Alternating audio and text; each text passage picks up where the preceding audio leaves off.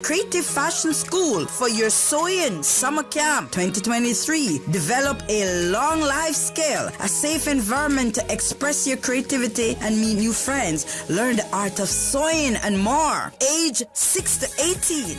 Enroll now for unforgettable 5-week summer camp experience. Camp start July 10th to August 11th, 8 a.m. to 1 p.m. Cost is $250 per week. Material and snack included. Join us at Creative Fashion School for a summer filled with sewing fun and more. Call 9280344 or visit our website at www.thecreativefashionschool.com. For the See record, proudly brought to you by Coca-Cola. Available across the Cayman Islands from Tortuga Distributors. Accept no substitutes. Taste the feeling with Coca-Cola. Brand Source Home Gallery. Inspiring luxury. West Bay Pharmacy. Taking care of your health. And JN Money. From abroad to yard. Fast, affordable, convenient. Doctor's Hospital. Peace of mind is important when life happens. Doctor's Hospital. Always there for you. Call 949-6066. And by the STEPS 2023 National Health Survey. Visit gov.ky/steps to learn more. And Cayman Airways. Call them on 949-2311 to book your nonstop flights to Los Angeles and Panama. This is For the Record with Orrett Connor.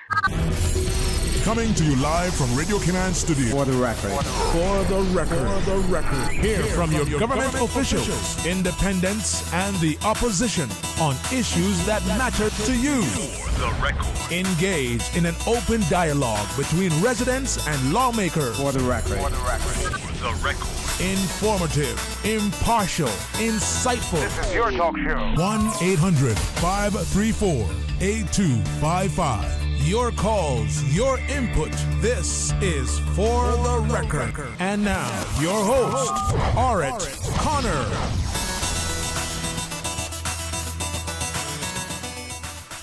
Good morning, good morning, good morning, O land of soft, fresh breezes and verdant trees, so fair. Today is Friday, the 23rd day of June 2023, right here in the beautiful Cayman Islands. We hope and we trust that everyone had a restful, peaceful, enjoyable evening. Those of you who are on the roads of the Cayman Islands, whether you're a pedestrian, a cyclist, or if you're operating any type of motorized vehicle, we urge you to please, please, please be extremely cautious. Ensure that you observe the rules of the road. If you do so, remember, the life you save may just be your own. For those of you who are celebrating a birthday today, we want to wish you a happy birthday, or if you've celebrated one over the past few days, a belated happy birthday to you as well. And to remind you that the For the Record birthday shoutouts are proudly brought to you by More Than Words, your gateway to local books and more. Connect to your future. Tap in to your roots. More Than Words, located on the second floor of the Thompson building. Those of you who have lost loved ones, again, we want to extend our sincere condolences to you. We hope and we trust that your faith will help to carry you through these extremely challenging times, and also that the memories of your loved ones will be a blessing to you. Those of you who are ill and are either at home or at a medical facility here in the Cayman Islands or overseas, we wish you a speedy recovery as well. So, folks, I want to thank you for allowing Radio Cayman, and by extension For the Record, into your homes, into your vehicles, as you traverse the busy roads of the Cayman Islands into your places of work, wherever that may be. As you know, For the Record is a show produced by the staff and management of Radio Cayman, and it is geared towards keeping you abreast of issues as they arise and play out on the local, regional, and international scene. I am your host, Orrett Connor, and you're welcome to join me every Monday, Wednesday, and Friday from 7:30 a.m. until 10 a.m.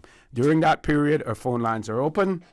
This morning, again, it is the radio voice of Silver Fox, Mr. Paul Akal, waiting to take your calls. You can call us on our toll-free number provided courtesy of Flo. That toll-free number, 1-800-534-8255. You can also call us on 949-8037 and 949-6990. You can email us at fortherecord, one word, fortherecord at candw.ky. You can also WhatsApp us, 925-3261, where you can send us a text message or leave us a voice note, the contents of which will be played during the course of the show. You can also call us on that number as well.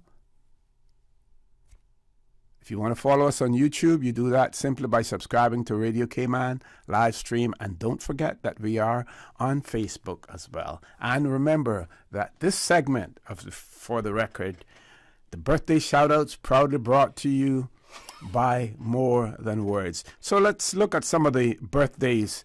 Today, June the 23rd, we see Mr. Stuart Wilson celebrating a birthday. We want to say a happy birthday to him. Mr. Colvin Smith also celebrating a birthday today. And Miss Florence Walters McGrath also celebrating a birthday today. We have some more as well.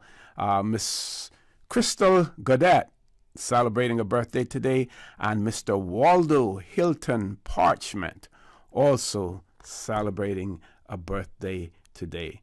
And birthdays that are coming up tomorrow, June the 24th, Miss Darley Ebanks celebrating a birthday. Nettie Ann Borden also celebrating a birthday tomorrow. And on Sunday, Ms. Anna Rose Washburn will be celebrating her birthday as well. So we want to wish everyone, those who are celebrating a birthday today, happy birthday, and those who will be celebrating their birthdays on Saturday, tomorrow Saturday, and on Sunday as well. And to remind you that the For the Record birthday shout-outs are brought to you by More Than Words, your gateway to local books and more. Connect to your culture, tap into your roots. More Than Words, located on the second floor of the Thompson Building. Folks, it is my pleasure to have in the studio with me this morning as well, none other than Dr. Steve McField. Doc, good morning. Welcome back. I think the last time you were here, was it when? Last week? Teresa Friday? Yes. With, you and Teresa. Yeah. So welcome back again. How are things with you? Thank you. Good morning to all your listeners and For the Record land, those listen to you Mondays, Wednesdays, and Fridays, and those in the Cayman diaspora. This week has been very hectic for me. Of course, I'm on lots of boards. Yes. I chair about 2 or 3 of them.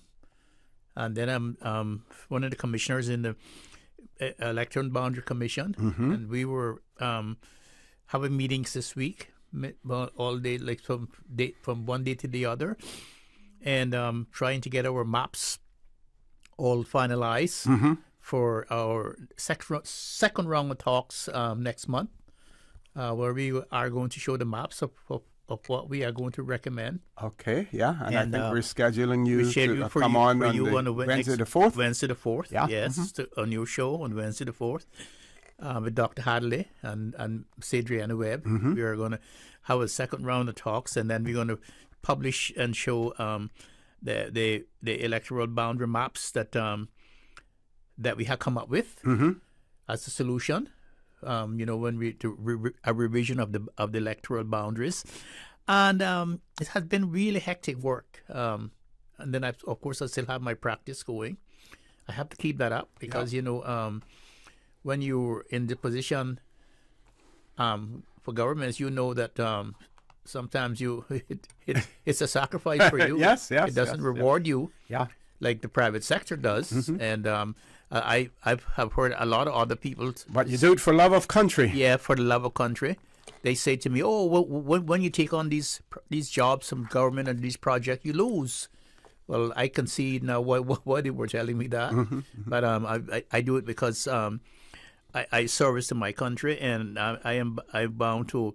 I'm trying to build a system where there's hope and opportunity for younger people, and it's of course, we're undaunted with the immigration problem too, which I'm trying to solve that, help solve that too. Yes. And of course, immigration is not something new; it's as old as man.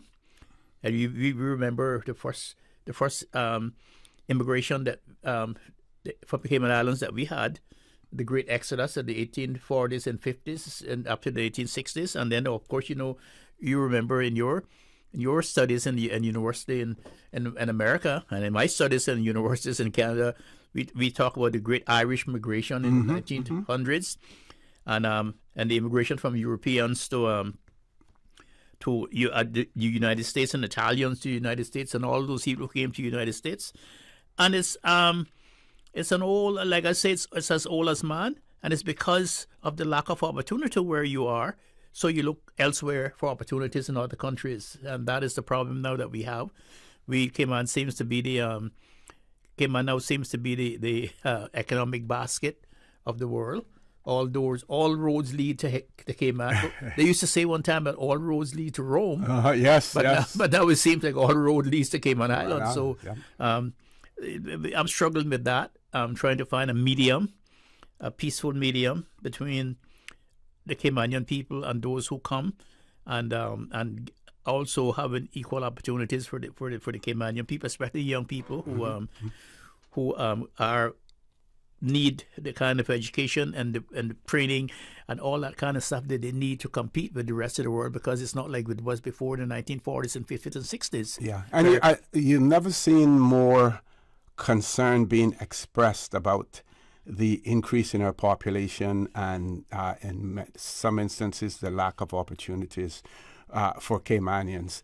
And some may argue and say, well, maybe it was always there, but because we have so many platforms where people can express themselves and share their views.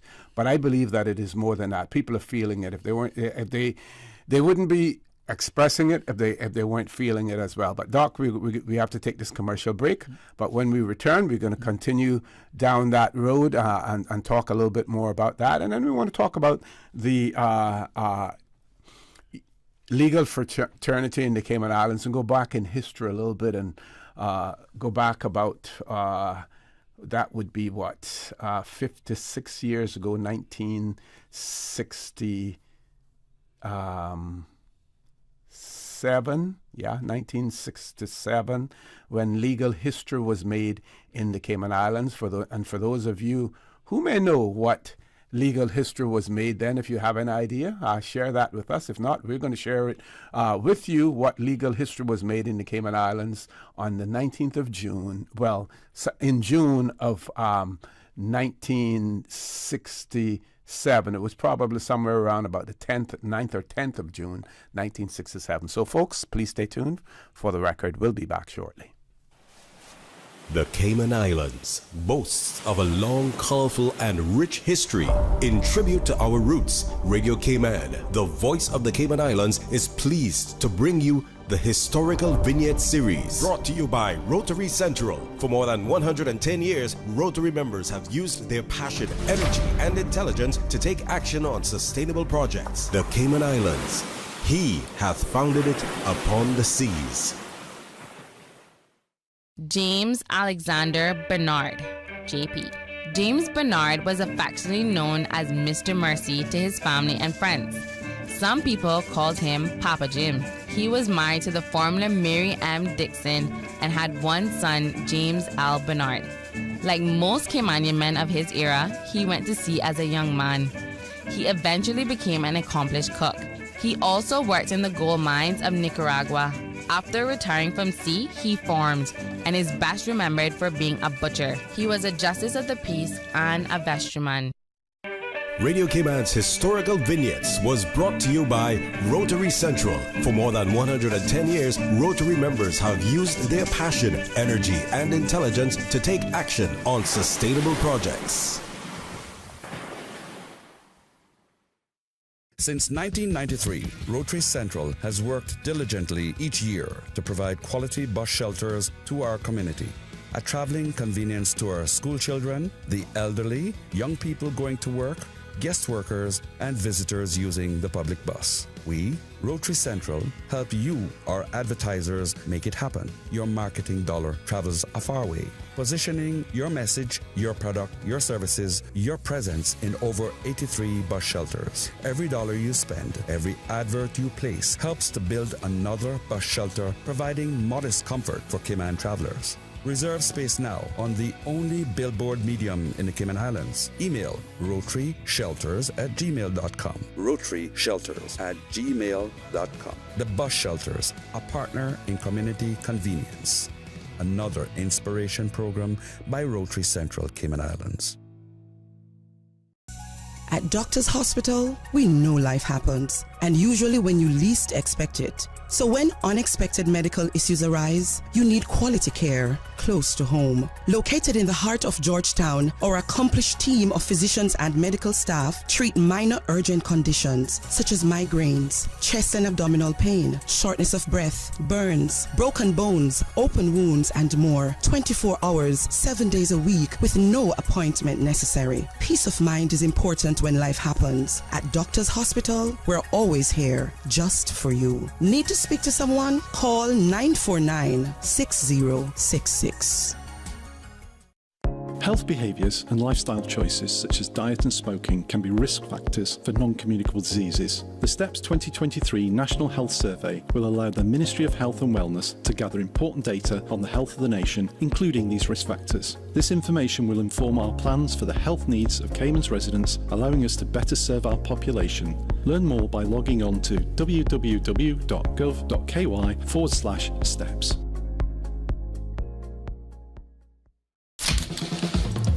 What's that? No sugar, same amazing taste? Coca-Cola Zero Sugar is here to stay. No one can stop me when I taste the feel. Classic taste, pure satisfaction. Be sure to stop into any Tortuga location and get your own case of Coke Zero. Or grab an ice cold one straight from the cooler. Brought to you by Tortuga Distributors Limited. Coca-Cola, taste the feeling, Cayman. Can you imagine your home completely organized? At Brand Source Custom Closets, we can. We specialize in designing and building custom closets and storage units for any room in your home, including the garage. With tailored designs and custom LED lighting solutions to fit your lifestyle and budget. Our custom closets expert is committed to enhancing the value of your home with a solution that is uniquely yours. Visit our showroom or call 623-6774 to schedule a no-obligation appointment with our design expert. Brand Source Custom Closets, 209 Dorsey Drive, Industrial Park. More Than Words, your gateway to local books and more. Connect to your culture. Tap into your roots. More Than Words bookstore in the Thompson Building. Supplies local books, gifts, trinkets, keepsakes, wall plaques, and journals. The hub for local authors. More Than Words. So much more. More Than Words is now open. Shop number 4, second floor Thompson Building. Or call 936-5544. System 1 loaded. 1-800-534-8255. What is on your mind when it comes to the government, independence, and the opposition? Issues that matter to you. 1-800-534-8255. Waiting to hear from you. For the Record. This is For the Record with Orrett Connor. Good morning. Welcome back to For the Record. In the studio with me, Dr. Steve McField. We have about 7 minutes before we go back to the 8 o'clock news. We do have a caller on hold, so we're going straight to the phone lines. Caller, good morning. Welcome to For the Record. Okay. That call dropped again. What I would do is encourage that caller to call back after the 8 o'clock news.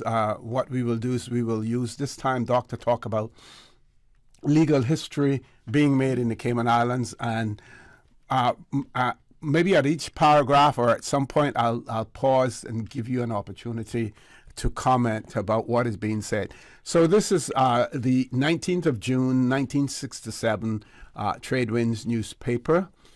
Of course, those days the price of a newspaper in the Cayman Islands was 6 pence. 6 pence.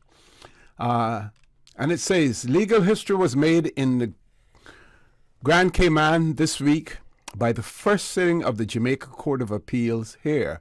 Previously, appeal cases have gone before the court sitting in Jamaica.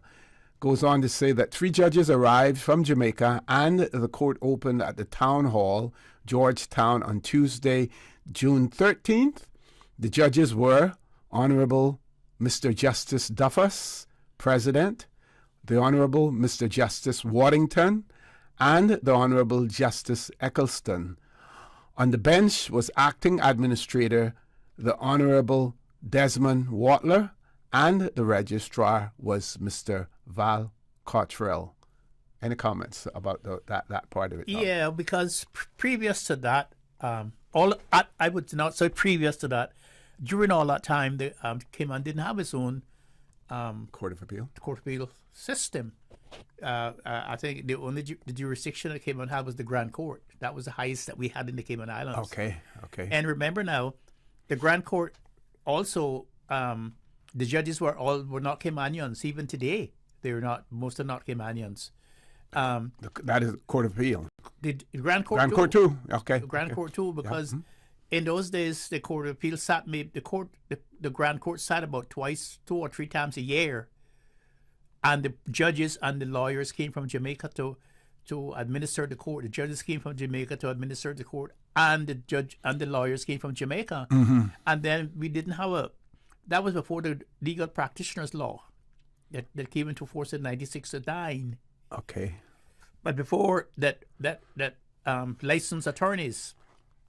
So all the people that came on who were practicing law at the time were called law agents. And what they were the agents of the lawyers from Jamaica, and they would put the cases together, send them up to Jamaica, and then when the Jamaican people came down here, they would assist them in the courts. Okay. The cases. Got you. And so some of the law agents were like Sir Alden's grandfather. Yes. Mr. Orrett Connor, Ormond Panton, and Miss Annie Borden, and all of those people. Okay. Now here it mentions that speeches were of welcome were made by lawyers, Mr. Clifton Hunter, Carl Rattray, and Mr. Carl Brandon. Was Mr. Clifton? They were lawyers, but they were not trained lawyers. They were mostly called in those days law agents. So Mr. Clifton would have been in that category. Yes, he was in that law category agent as well. In the 1969, when the legal practice law came into force, they were all grandfathered in as lawyers and able to practice before the courts and in the court of appeal. But before that, everything was administered from Jamaica, and that's where it's very, very interesting that you said Waddington was there, because remember he then later on became Attorney General for the Cayman Islands. Yes. So it's probably because he has his contact with Cayman at the time that when our constitution changed, that he later became the Attorney General of the Cayman Islands. And sorry. Yeah, and but what's significant for that, Orrett, is that even today we don't see too many. Although that started all of those decades ago, how many people now are in the judicial department and in the legal department in Cayman? Not too many. As all the Caymaners who went and trained for law, all the Caymaners who graduated from law school and got called to the bar, there are hardly any of them in the legal department, or in the DPP's department, or in the legal department, or in the Attorney General's department. Okay, and I find that very, very, very disturbing to me, that all of these years, and we still have not built a department where we could incorporate our own people into it. Yeah. So the article goes on to say Mr. Rattray said that holding the court in the Cayman Islands would do good to the image of justice, in as much as the people of these islands are now seeing within their own territory the operation of their Court of Appeal. He recalled the phrase, justice should not only be done, but should appear to be done. Goes on to say, so that was that article, and then of course it shows some photographs, and now we can see where there was an honor guard for the opening of the court, and Mr. Desmond Watler accompanying the president of the Court of Appeal, as well. And then there is another case that we will talk about later when we return from our 8 o'clock news. This is in the same newspaper, and the headline is "The Appeals Court Fiasco. Judges Dismiss Cases Without Hearing." And it goes on to say that legal formalities of the 1906 law had not been complied with, and it seems as if it may have had something to do with the payment of fees. But we have about 30 seconds before we go to our headline news. But we will certainly share this with you. We will have Dr. McField, comment, on it as well. And what we do get is we get a picture of the legal situation in the Cayman Islands, the legal fraternity in Cayman Islands in the 60s. And now here we are in 2023. And Doc can tell us where things have changed and where they haven't. They always say that the more the things change, the more they remain the same. Yes, the more they remain the same. Okay, so folks, top of the hour, 8 o'clock news. Please stay tuned for the record. We'll be back immediately after the 8 o'clock news. Radio Cayman time check now, 8 a.m. This time check brought to you by our friends at Foster's. Legendary, legendary, legendary. June is Legendary Month, but this year Foster's is celebrating dairy like no other. Join us as we commemorate the creamy, salute the smooth, and acclaim all things milky, velvety, whipped, and thick for both dairy and alternative dairy. Purchase any 5 products in the dairy department until June 30th, 2023 for a chance to win one of 3 $250 Foster's cards. For more information, visit us at fosters.ky. Legendary Month at Foster's. Butter because we care. The voice of the Cayman Islands. 89.9 FM in Grand Cayman and 93.9 FM in Cayman Brac and Little Cayman. Silver wings shining in the sunlight. Radio Cayman. The 8 a.m. news is brought to you by ValueMed Pharmacy. Save time and order your prescription refills online at value-medpharmacy.com. VALU-medpharmacy.com. For today's biggest news. Radio Cayman, the voice of the Cayman Islands.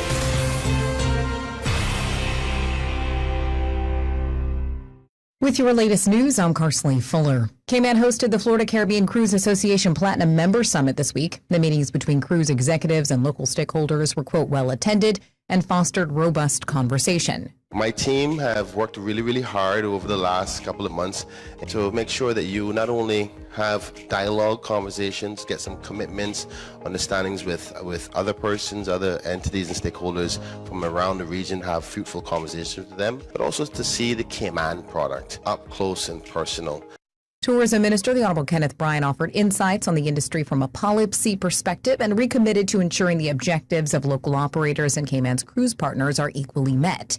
Director of Tourism, Rosa Harris. The global market is stabilizing. The outlook is very good for Cayman at 1.3 million cruise passengers, right on target with our 70%. There's lots of talk of recession, inflation, but the travel sentiment is very, very positive. And again, our 2022 targets, we exceeded that by 17 percentage points. I'm not making any promises on 2023, but it's looking good. Organizers will be offering a live update on the 2023 FCCA PAYMAC Summit on the CIGTV YouTube and Facebook pages starting at 9 a.m. today.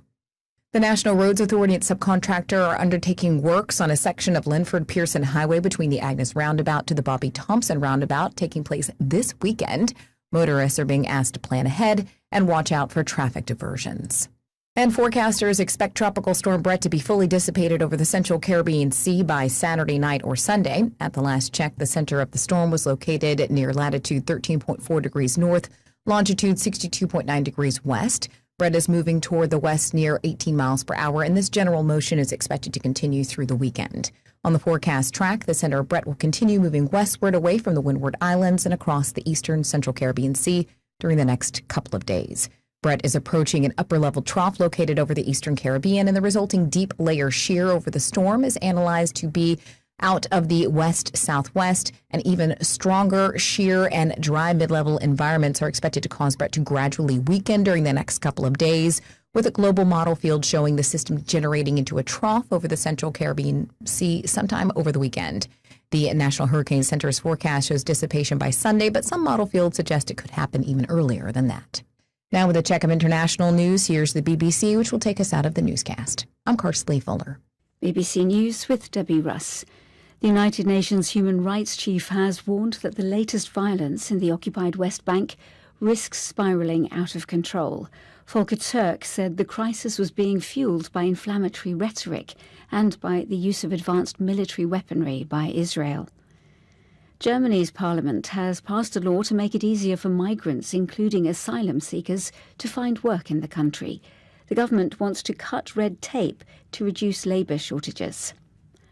Protesters in Ghana have disrupted Parliament to demand the removal of taxes on sanitary pads. The protesters say that a 20% import tax on top of VAT makes the pads too expensive for many people, causing girls to miss school when they have their periods. The Russian mercenary group Wagner appears to be setting up its own military police force to operate in Ukraine. An undercover investigator was told they needed people to tackle looting, beating and drinking. The firm that built and operated the submersible that imploded as it descended to the Titanic earlier this week, killing all 5 people on board, has rejected claims that it cut corners. Cambodia's parliament has banned people from standing for future office if they don't vote in the upcoming general election. Critics say the law targets opposition leaders who are considering boycotting the election or are outside of the country. The younger son of Myanmar's ousted leader Aung San Suu Kyi has called on the international community to put more pressure on the military government to release her from jail. Kim Aris said his mother must not be left to languish in prison. Zimbabwe's electoral body has cleared 11 people to contest presidential elections in August. The number of candidates is half that of 2018, after many opted out, blaming exorbitant fees to enter the contest. The 8 a.m. news is brought to you by ValueMed Pharmacy. Save time and order your prescription refills online at value-medpharmacy.com. VALU-medpharmacy.com. Now, more than ever, supporting your immune system is crucial to helping your body fight off illnesses like the common cold, the flu, and COVID-19. At ValueMed Pharmacy on Walkers Road and in Buttontown, we carry all the essential vitamins and minerals to help support your immune system and improve your overall health. Some of our top immunity support picks are vitamin C, vitamin D, zinc, elderberry, and quercetin, or the popular 7-in-1 immunity support. Our pharmacists are always on hand to help guide you and answer any questions. Visit ValueMed Pharmacy on Walkers Road or Buttontown. Live happy, live healthy with ValueMed Pharmacy.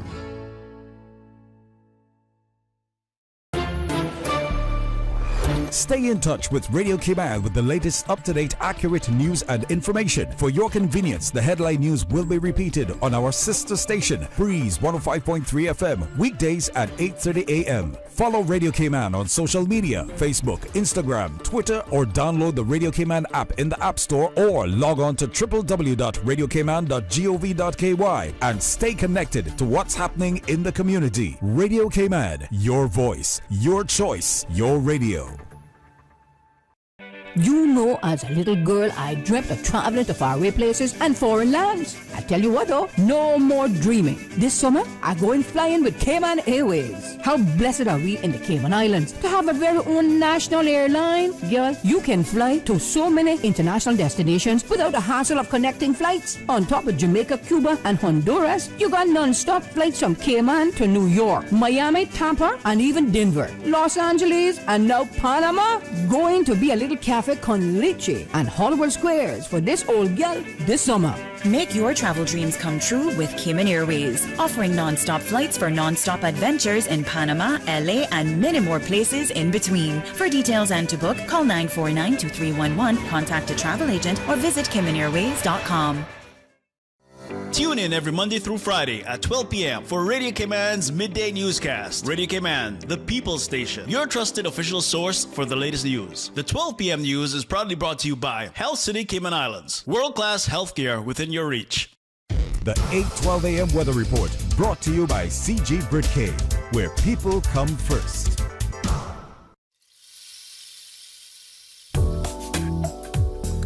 Good morning, Cayman. Let's take a look at your latest weather. Present temperature 84 degrees Fahrenheit. It's mostly cloudy, but it feels like about 97 degrees Fahrenheit. Winds are out of the east at 7 miles per hour. Relative humidity 83%. Last night's low was at 83 degrees Fahrenheit.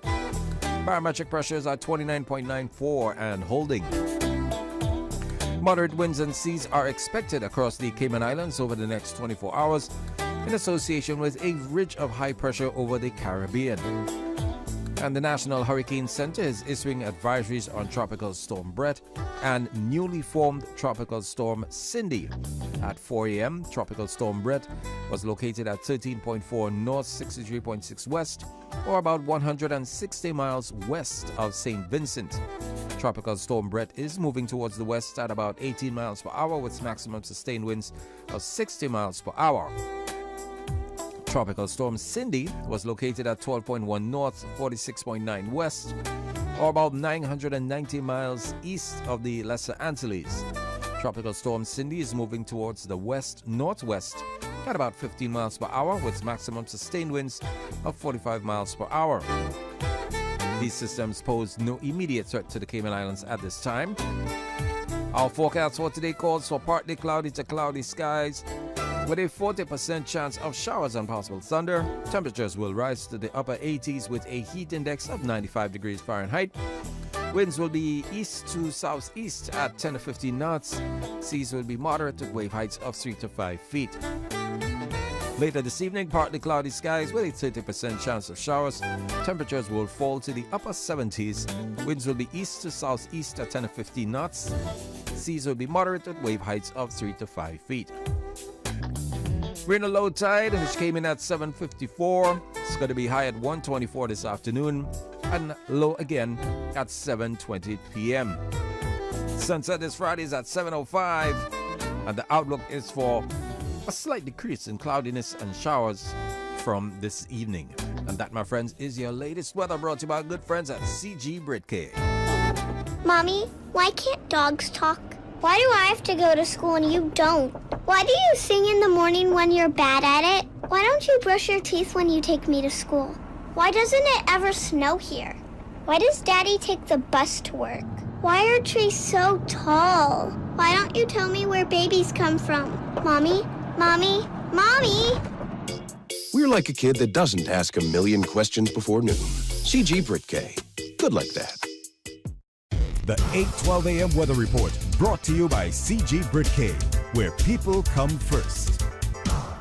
During these unprecedented times, Radio Cayman, the voice of the Cayman Islands, is pleased to bring you the Cayman Strong Series. The Cayman Strong Series is brought to you by Encourse Cayman. Visit encourse.ky to view a full list of wellness services and their qualified team. Encourse Cayman, health, wellness, and happiness.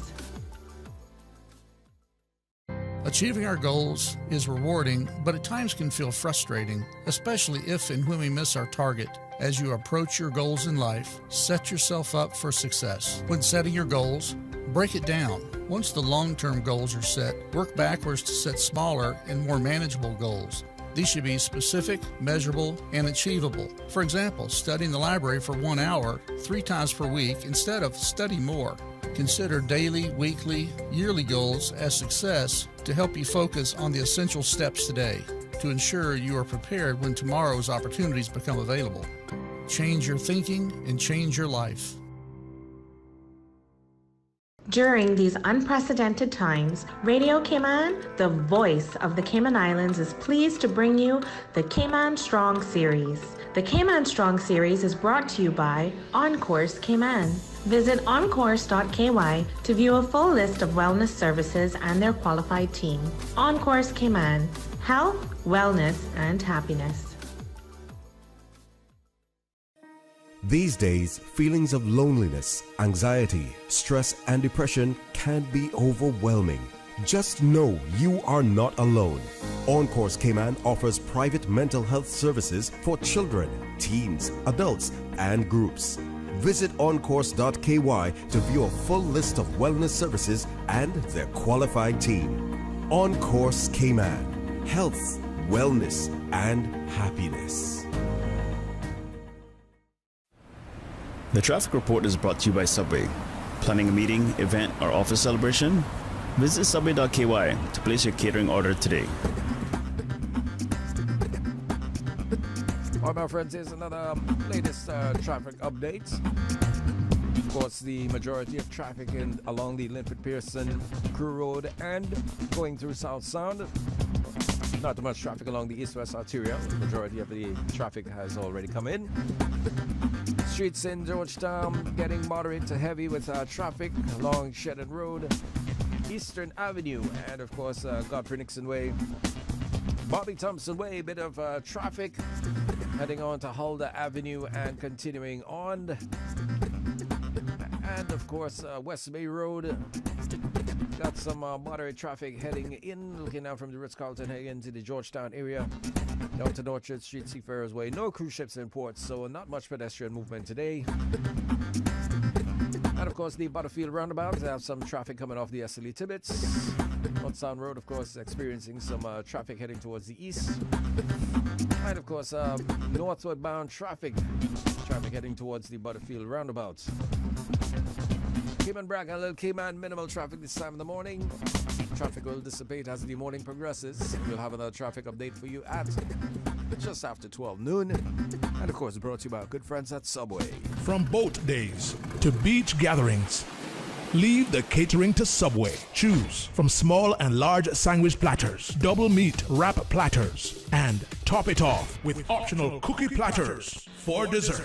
Or ask about our Subway box to go with the option of 6-inch or foot-long sandwich, 1 cookie, and 1 bag of chips for all occasions and celebrations. Let Subway focus on the food so you can focus on the fun. Visit subway.ky for catering options. Subway. Eat fresh. The traffic report is brought to you by Subway. Planning a meeting, event, or office celebration? Visit subway.ky to place your catering order today. Homeowners, protecting your family and property is crucial during the season, and you should always assess insurance needs long before a storm makes landfall. Most insurers won't issue new policies or increases when a storm is imminent. Cayman Insurance Center's team of professionals can help owners like you find the most comprehensive coverage and competitive rates. Call the insurance professionals at Cayman Insurance Center 949-4657 or email info@cic.com.ky. Don't take chances with your family's future or your valuable assets. Call Cayman Insurance Center's insurance professionals today at 949-4657. It's big, it's hot, and it's sizzling. Take 25% off all fabrics at Super Stitch Fabrics. 2 days only, Friday, June 23rd and Saturday, June 24th. Fabric for dresses, fabric for skirts, fabric for blouses. Super Stitch even has fabric to cover your chairs and your what's it not. No, me what's it not. It's the biggest fabric clearance of the year, so don't miss it. 25% off all fabrics. Super Stitch, your one-stop household store at 39 Passador Place, Smith Road. Still offering the best prices in town. Call 949-2833 or go to superstitch.com.ky. The Ministry of Sustainability and Climate Resiliency wants your feedback on the draft National Climate Change Policy. The Cayman Islands is experiencing impacts of climate change, like sea level rise, changes to rainfall patterns, and temperature increases. A national climate change policy is essential to ensuring a strong economy, safe communities, and healthy ecosystems. Download the draft policy now at gov.ky/climate change policy. Send us your feedback by Friday, the 30th of June. Log on to gov.ky/climate change policy today to learn more. For the record, with Orrett Connor. Initiating system. For information that matters.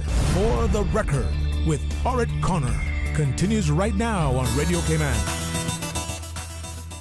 Good morning and welcome back to For the Record. In the studio with me this morning, Dr. Steve McField. We do have a caller on hold. Before we go to the caller, just want to recognize some more birthdays for today as well. So we have Deandro Drackett, who's celebrating a birthday today, and Ashley Ebanks also celebrating a birthday today. We did mention Stuart Wilson earlier, but so again, we want to recognize those persons. Have another message here.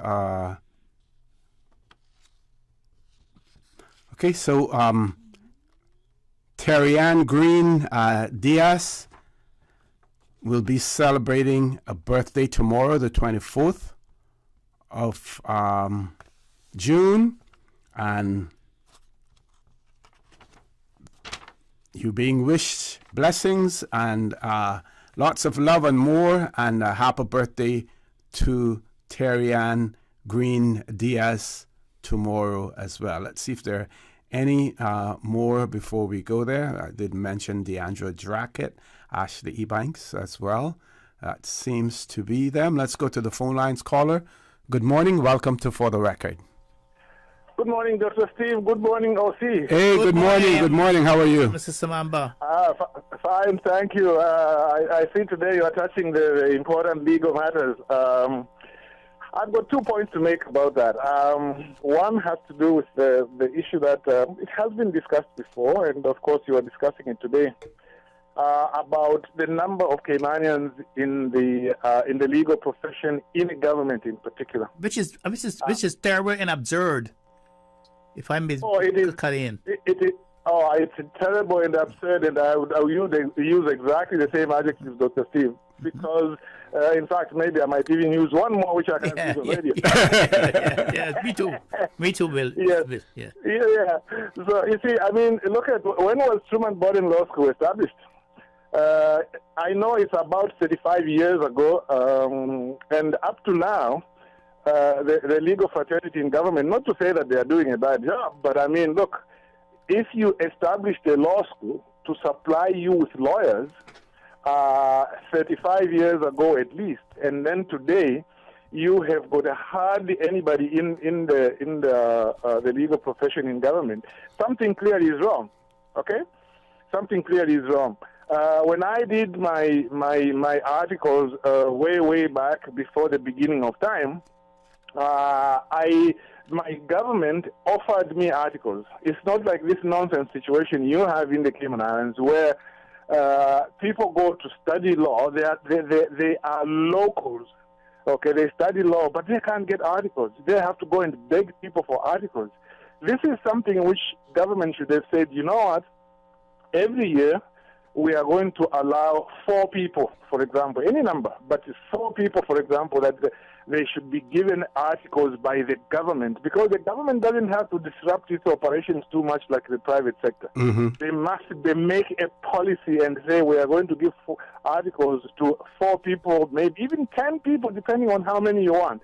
The government apparently doesn't even see it to be its obligation to do that. When I was there for 12 years, I think we had only maybe about 4 people that I remember, who did articles there. That's a shame. It shouldn't happen like that. Now, the other thing I should mention is very important as well. A lot of colonial powers, including the UK, sometimes try to recruit foreign lawyers, especially drafters, onto their payroll. I'm sorry I have to say this. I want to mention any foreign power or any person. Sure. I have known it in Africa that they have approached people who write legislation to be on their payroll, to tell them what legislation is going in the pipeline. Why are they doing that? It is because it's a very important job. In Canada here, you can't write legislation unless you are a Canadian citizen. And very often you have to be born and bred, not somebody who came much later and then became a citizen. And yet in Cayman, we don't seem to realize this. Even after the spy scandal of way back with the financial, the body there, I forget what it is. Even after that, somehow we haven't woken up to that. But that's my first point. The second point, I'll try to make it brief. You've spoken a little bit earlier about how judges sometimes dismiss cases without hearing them. That is very common. In fact, a friend of mine from Bermuda was also telling me that there's a tendency there to say, well, you haven't met this particular threshold, and therefore it's struck out, and so forth. Mm-hmm. The same thing in the Cayman Islands. I can tell you now that, my appeal to the Privy Council, I lost it. I was applying for leave to appeal, and I had 25 grounds. I've lost that appeal. And you know what they say? They just say there's no arguable points of law. Okay? 25 grounds. They say there's no arguable points of law. I asked you, Dr. Steve, I won't go into detail on the radio. Go to Section 29 of the Grand Court Act, 29(1)A. It says you can sue a judge if they act in bad faith.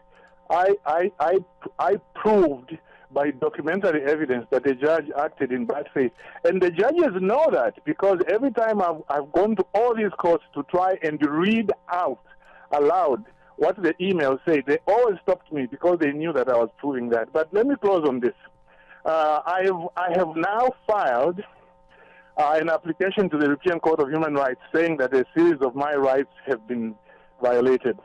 I also believe, OC, that when the Privy Council came to the Cayman Islands, it had to do with my case. I think there was a desire to exert undue influence, in my view, because one of the judges who sat in my case in the Privy Council also sat in the Cayman Islands. And the clincher for this is this.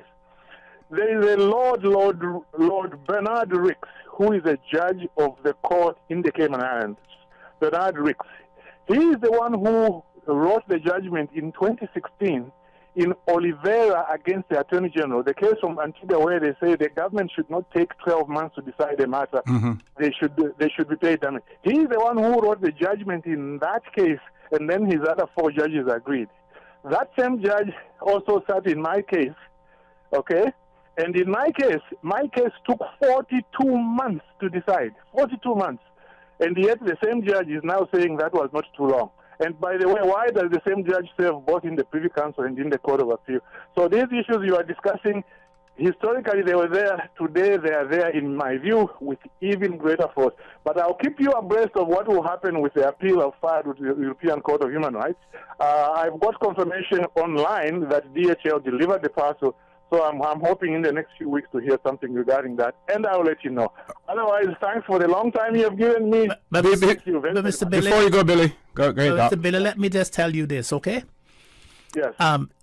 What you're saying is nothing new, really. I was one of the first qualified Caymanian lawyers, 1977, when I got called to the bar at Lincoln's Inn. Mm-hmm. At the time, when I left here, I was the clerk of the courts, and I had a 3-year bond to work for the government. And when I came back, I could not get a job. They said, let me tell you that. They said, go to Canada. You can go back to Canada. We can release you from your bond. I said, no, I don't want to be released from my bond. Because I gave up my articles in Canada to come here. And I was clerk when they recruited me, and I decided to stay on. And I went there, and I walked the streets here for 6 weeks with my papers in my hand. And finally, Mr. Jim Borden decided that was enough, and he went to Governor Russell, and I was appointed Crown Counsel. I was a superannuary Crown Counsel, not permanent. And the secretary, who was from England, was making more money than me. Wow. And I had 2 or 3 degrees. And I didn't have an office. They would not give me an office in the legal department.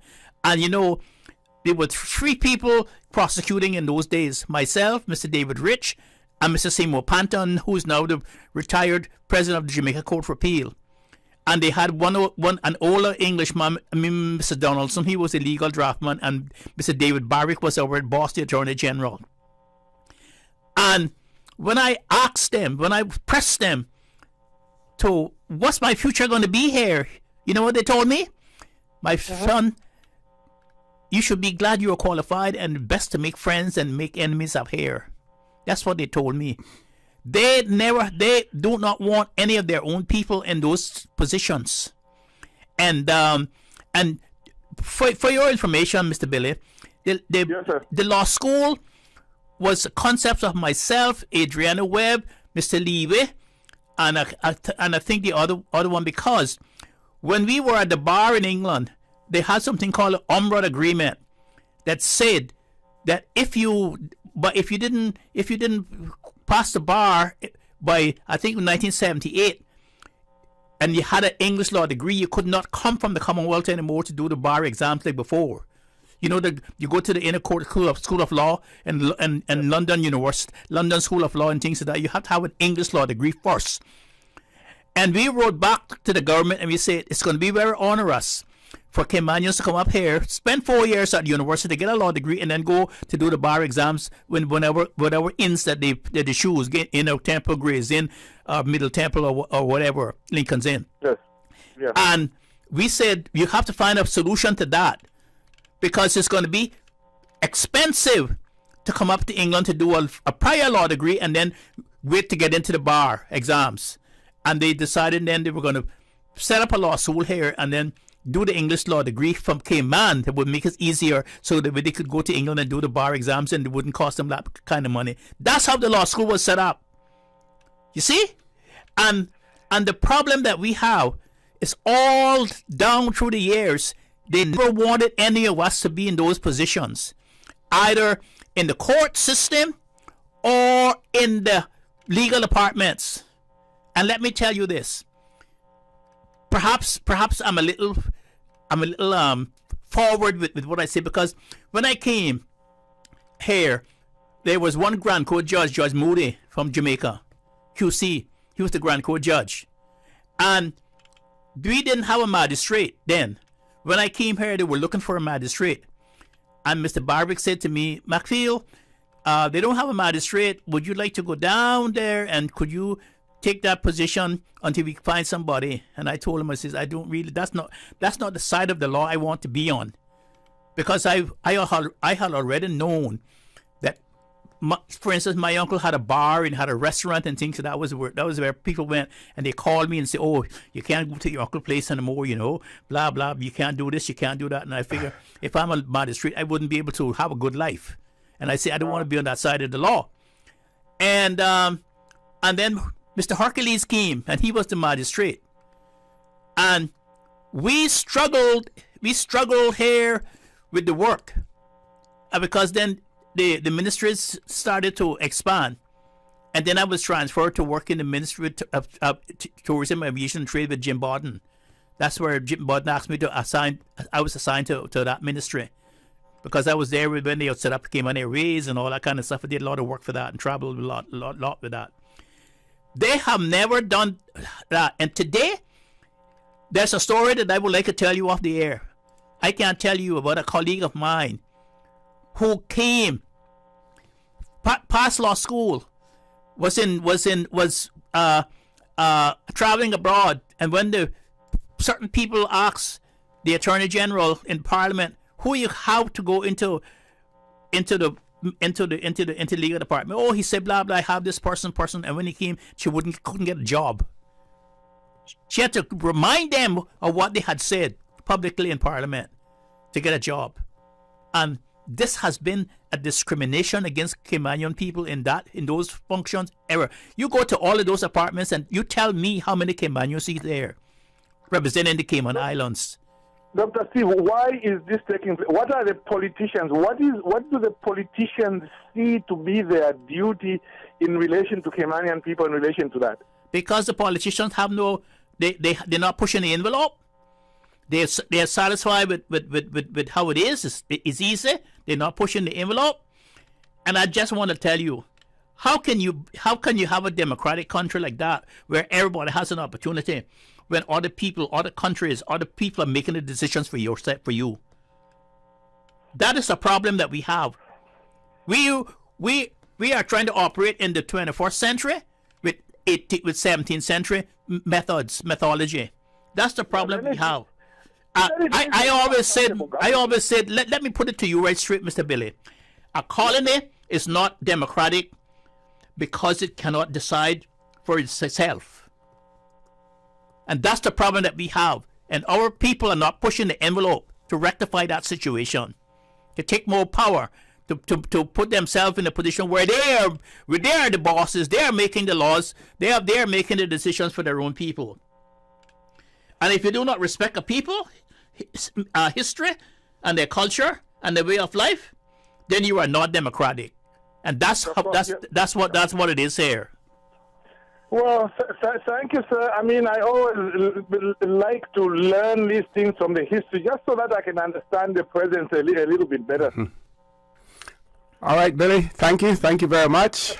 Thanks very much. I appreciate the time. Thank you, all the Billy. best. Thank All you. the best. We have two callers on hold. We're going to a commercial break. Very quick commercial break. When we return, we will entertain both callers. Please stay tuned. For the record, we'll be back shortly. West Bay Pharmacy. Personalized medicine, customized care to meet your specific needs. Your body is unique to you. Your medicine should be too. Whether you're seeking individual specific medication, correct size dosages, or simply better tasting medicine, ask your pharmacist or healthcare provider about how compounding at West Bay Pharmacy can increase your treatment options, not only for your family, but for your pets too.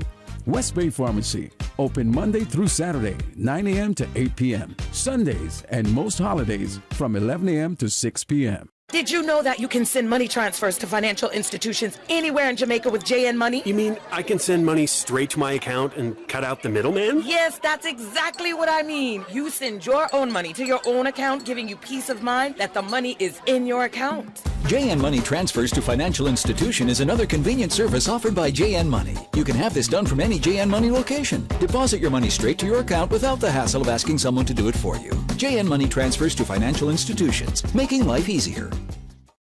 You know, as a little girl, I dreamt of traveling to faraway places and foreign lands. I tell you what though, no more dreaming. This summer, I going flying with Cayman Airways. How blessed are we in the Cayman Islands to have a very own national airline? Girl, you can fly to so many international destinations without the hassle of connecting flights. On top of Jamaica, Cuba, and Honduras, you got non-stop flights from Cayman to New York, Miami, Tampa, and even Denver, Los Angeles, and now Panama. Going to be a little cafe con leche and Hollywood Squares for this old gal this summer.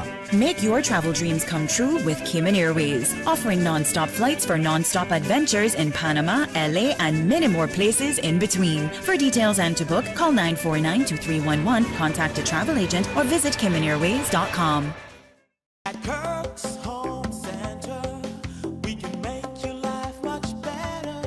We got it all together. We got a great deal in store for you. From cookware to stereos, from power tools to plumbing supplies. Yeah, we got the best goods with the best price and a service to make you smile. At Kirk's Home Center, we got a great deal in store for you. 105.3 Breeze FM live. Now it's an Man Bushman representing for 105.3 Breeze FM. Hey, this is DJ Lynn. Join me Sundays from 2 p.m. to 6 p.m. on Breeze 105.3 for Beach and Reggae Sundays. Whether you're out in a boat, in the backyard, or simply on the beach catching some sun, it's the perfect way to unwind for the weekend as the sun sets on our beautiful Caribbean Sea. Join us this Sunday from 2 p.m. on Breeze 105.3 Beach and Reggae Sundays. Brought to you by Cayman Airways. Call them on 949-2311 to book your non-stop flights to Los Angeles and Panama. And Healthcare Pharmacy, located in Governor Square and Grand Harbor. Open Sundays from 10 a.m. to 6 p.m. System 1 loaded. 1-800-534-8255. What is on your mind when it comes to the government, independence, and the opposition? Issues that matter to you. 1-800-534-8255. Waiting to hear from you. For the record. This is For the Record with with Orrett Connor. Good morning. Welcome back to For the Record. We now have 3 callers on hold. We will take those callers. Have a few birthday greetings here as well. So Mr. Bruce Moore is celebrating. He celebrated his birthday on the 20th of this month. So belated happy birthday greetings going out to Mr. Bruce Moore from all of your family, including Miss Carrie Nixon as well. All of the family, but in particular, especially Miss Carrie Nixon.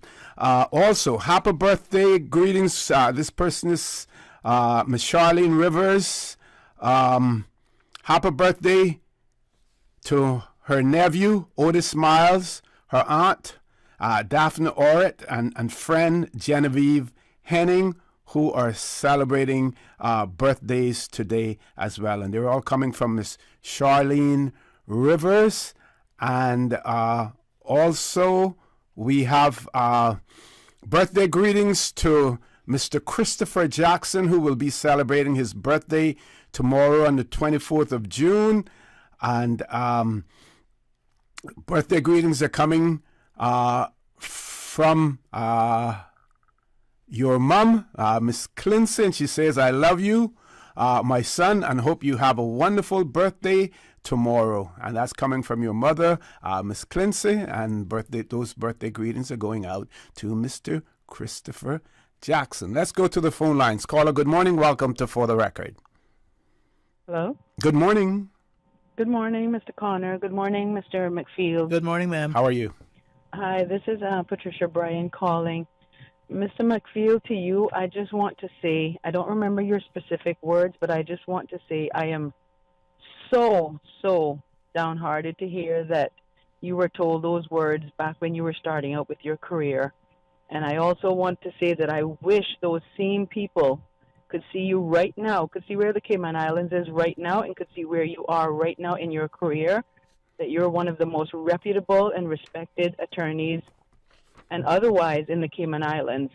And I just wanted to take the time to say, you know, just look at life, and we are so proud of you. We're so proud of what you're representing for the Cayman Islands and the legal reputation that you've built here, and able to represent us on the platform that you always do in every occupation, every position that you are placed in. I keep hearing, I don't remember the exact words, but I keep hearing your voice right now and hearing you going over what they were saying. And I am so sorry that those words were mentioned to you, but we are proud of you, and you just know that. Thank you. Thank you very much. Yes, sir. Thank you. Thank you very much, caller, for that. Let's grab the next caller. Caller, good morning. Welcome to For the Record. Hi, good morning, OC. Good morning. How are you now? Sister Teresa. And yeah, someone pinged me and said, T, you should have a listen to what Steve is saying, because I know you have a story. And I'll only touch briefly on this. Steve, and I don't know if I'm going to be repeating what Steve may have shared, because I'm just now only chiming in. But Steve and I, about 10, 15 years ago, for example, sought to develop a legal aid clinic, but a legal aid clinic that would not only develop procedures that dealt with people who truly need it, but also one that would train Caymanians at the time. Because remember, at the time, and like Steve, I will continue what I've described as a curriculum of truth. Like Steve, we recognize that many Caymanians were being set up to fail. And that is a fact. I know it firsthand. The second thing is that the leaders at the time recognized the prudence of developing a proper legal aid system. And I have to say, Steve and I drafted the legislation. We drafted policy and procedure. We connected with a gentleman by the name of Leroy Equiano, who was also the leader of the Kingston Legal Aid Clinic at the time, to try and develop something that could be localized. Steve having, for example, litigation experience, and my coming from the corporate world with hedge funds and private equity funds and so on. So we thought that would be a perfect blend. We even had a venue. We did it all. All furnished, everything. Just doing the right thing, the civic responsibility. Because this came from Steve and I, and I'm convinced that that is the reason why it never, ever, ever saw the light of day. People took a different view about it, even though they recognized, one, the importance, two, how relevant it was to the community, and three, what we saw evolving in the future, which would have a significantly adverse impact on community, especially the poorer people in this community. So that's the one thing I wanted to mention. The second thing about who populates our bench, who populates the AG's office, and again, this is about a curriculum of truth, because we never planned and we chose leaders knowing that they never had any vision or plans for succession. When at one point when I was encouraged, and I mean rigorously encouraged to be a member of the bench, that possibility arose about 15 years ago. And I developed a structure because I know if there were certain persons living on the island who had an adverse effect to some of the issues that I raised publicly, if they were a part of the Judicial Commission, that I would never, ever, ever get to see the light of day or have a fair hearing. And I spoke to the Honorable Arden McLean, who will forever be one of the rare politicians we have that actually, when he says yes, it's a yes. When he says no, it's a no. I spoke to him and I said, this is what I'm being encouraged to do, Arden. And what I would like is a fair hearing. I received a fair hearing, and I understood Priya Levers, God bless her heart, and may she continue to rest in peace. She knew someone who was a member of the committee and who called her personally and said, and I quote, "Your girl did so well. We were so impressed with her performance."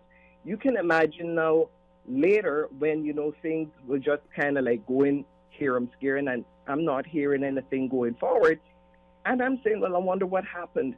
Only to find out that that I was not appointed as a possibility to be someone who would start as a magistrate, but with the view to be trained, and indeed to promote to be someone who we could be proud of as a grand court judge. And this because of one individual who had a history of me and who ought to have recused himself because of that history. But that is how we operate, because people that don't have melanin or little melanin in their skin continue to be the persons who run this community. And look at the way in which this has and let me say again, as I said in the last time I was on the show, I love and respect everyone that lives here that has the best interest in this community. I am not into against this person, that person, UK Manion generate. I am not there.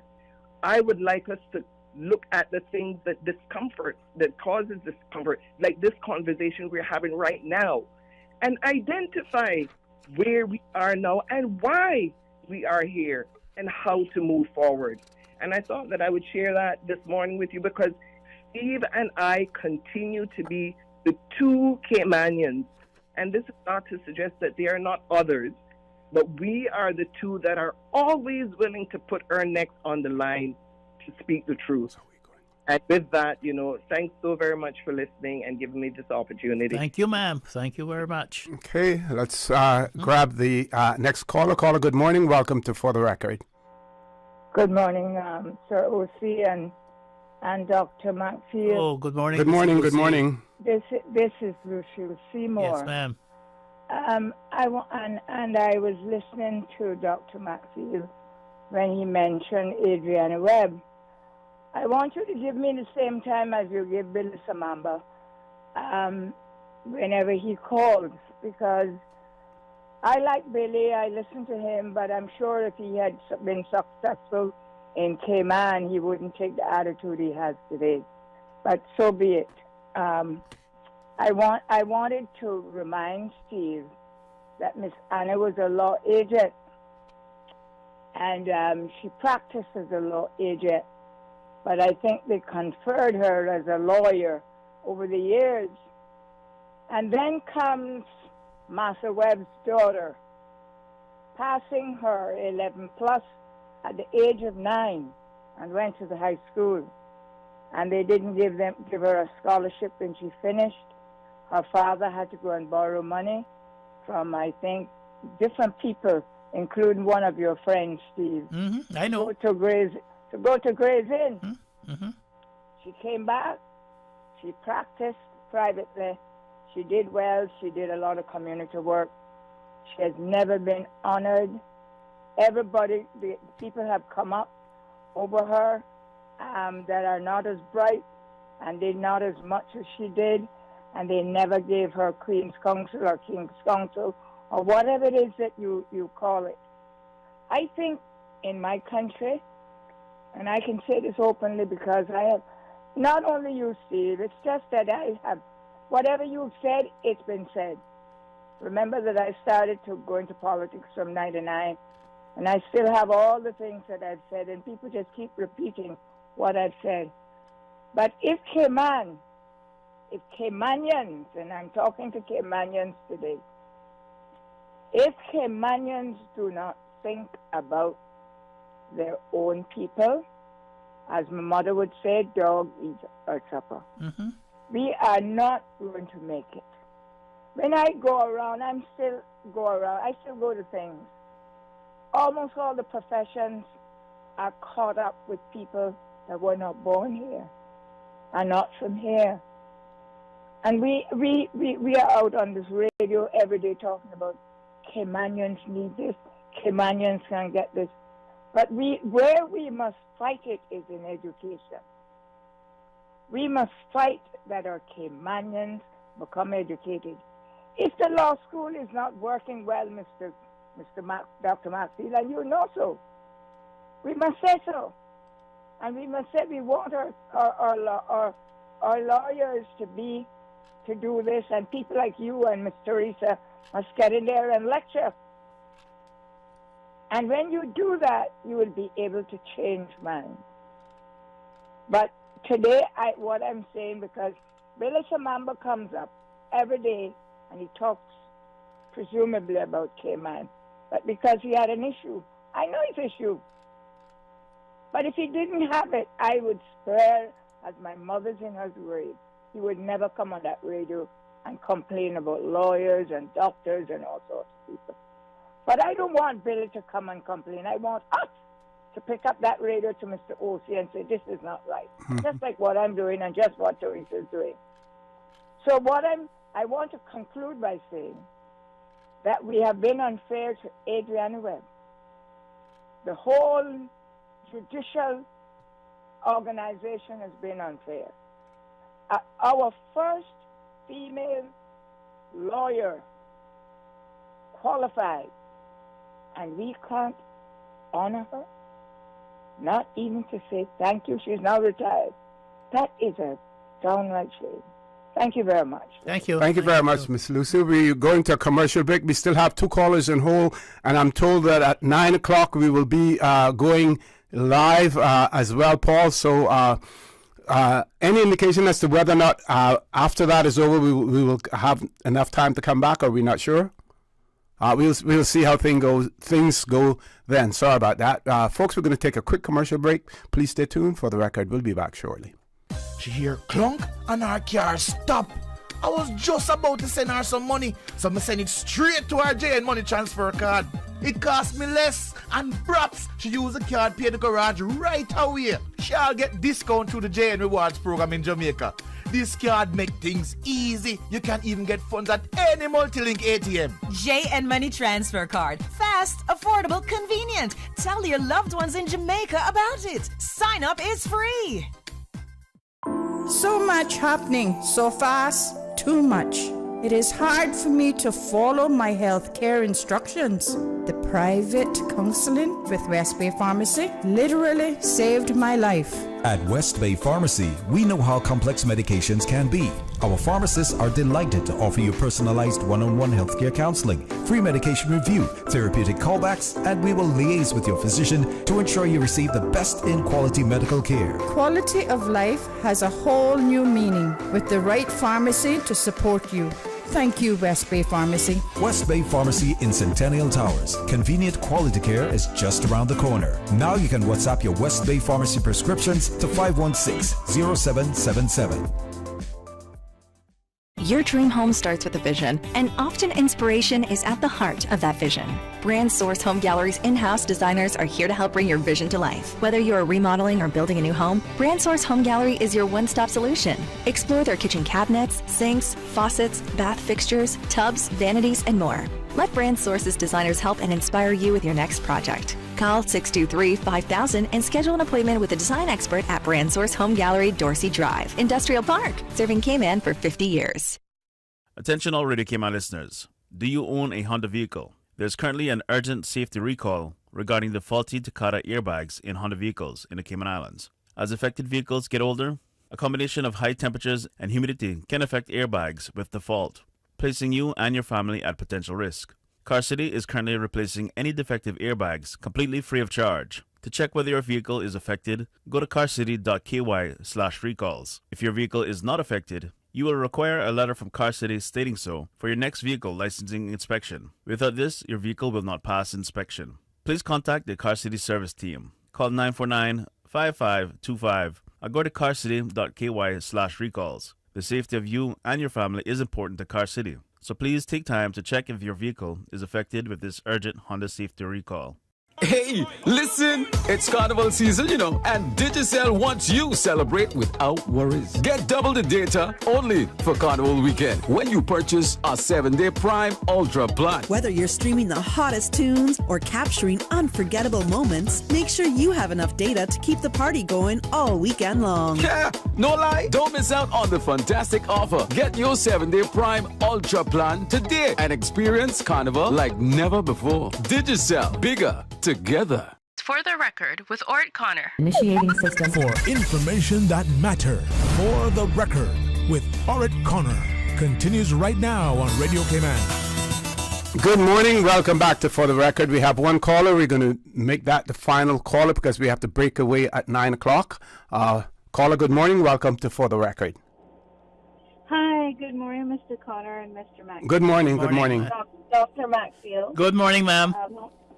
I hope you all are well.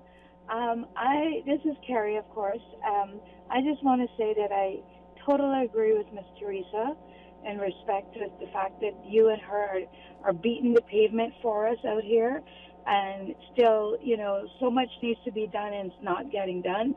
There's one thing that I've got a very big passion for, that I feel that, you know, during the time that I worked for the late Priya Reavers, me and her discussed this in detail often, and that was some sort of a commission to be set up to review rulings from our courts. We shouldn't take what a judge hands down as in good faith as you know, the right version of the ruling, and you know, people are given a fair trial and a fair decision. We should have a commission that reviews that, especially if someone is objecting to that court order or whatever. You should be able to go to this commission, ask to have it reviewed, investigated to ensure that there was no bias, prejudice, or any of those elements that would tarnish a decent outcome for the individual on either side of the matter, to be fair. But, you know, we keep electing individuals to represent us, and they're not bothering to look into things like this. And we're getting to that platform or precipice of our country where we need more commissions to do more investigations in many areas, especially the legal area of this country, because we do see where a lot of people are given out rulings that, you know, or their matters are totally dismissed and disregarded. I remember having one of my matters totally dismissed, and then when it was appealed again, I won it. So, when you see those things happening, you have to wonder, why is it that the courts are allowed to get away with this, or the legal fraternities are allowed to get away with this? Is this not like abusive process in a public office, or abusive process, in some, or abusive powers in a public office? We have to have some commission that reviews things and see if those situations are not, factored in there in some way, and to ensure that individuals or entities are given a fair and impartial ruling and trials in this country. And I have seen many of those that have not been that way. So that's my 2 cents today. And thank you, Dr. McField, and thank you, Ms. Teresa Pitcairn. Thank you all for being so supportive of our country and pounding the pavement often with situations like this. Thank you. Thank you very much, caller. Doc, we have about a minute and a half. We're not sure this briefing that's going to take place. It may go on for an hour, but I'm going to stick around just in case. I'm not sure, what your commitments are, but in the event, I want to give you an opportunity for some quick closing comments in the event that we don't get back on. The last caller, just in her own words, she demonstrates that the court system works because judges don't get it right all the time.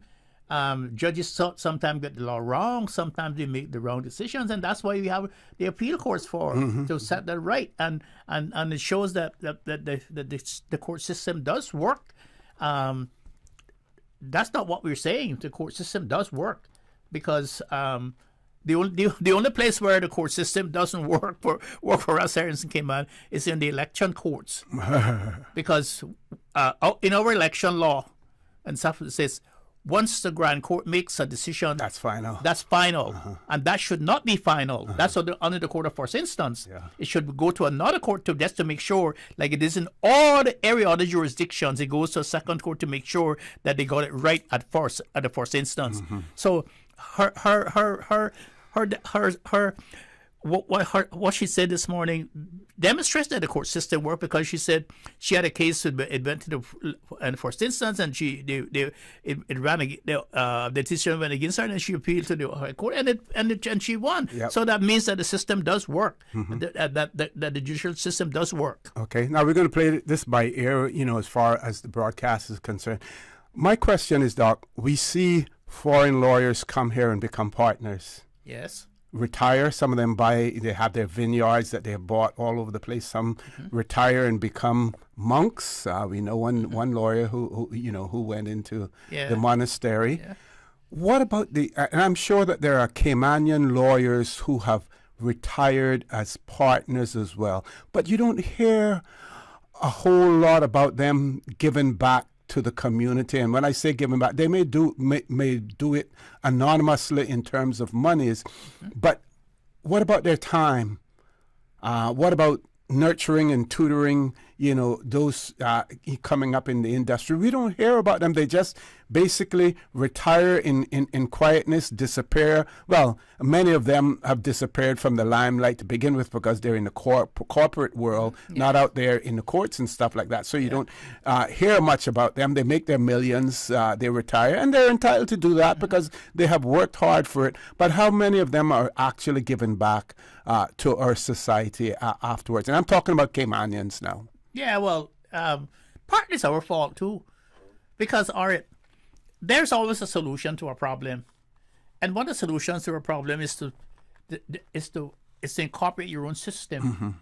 You know how long already I had a meeting with some Caymanian lawyers. I think it's 4 or 5 of us. I'm not going to call their names. I took them out to dinner, took them out to lunch, and say, listen, this is the system stacked against us.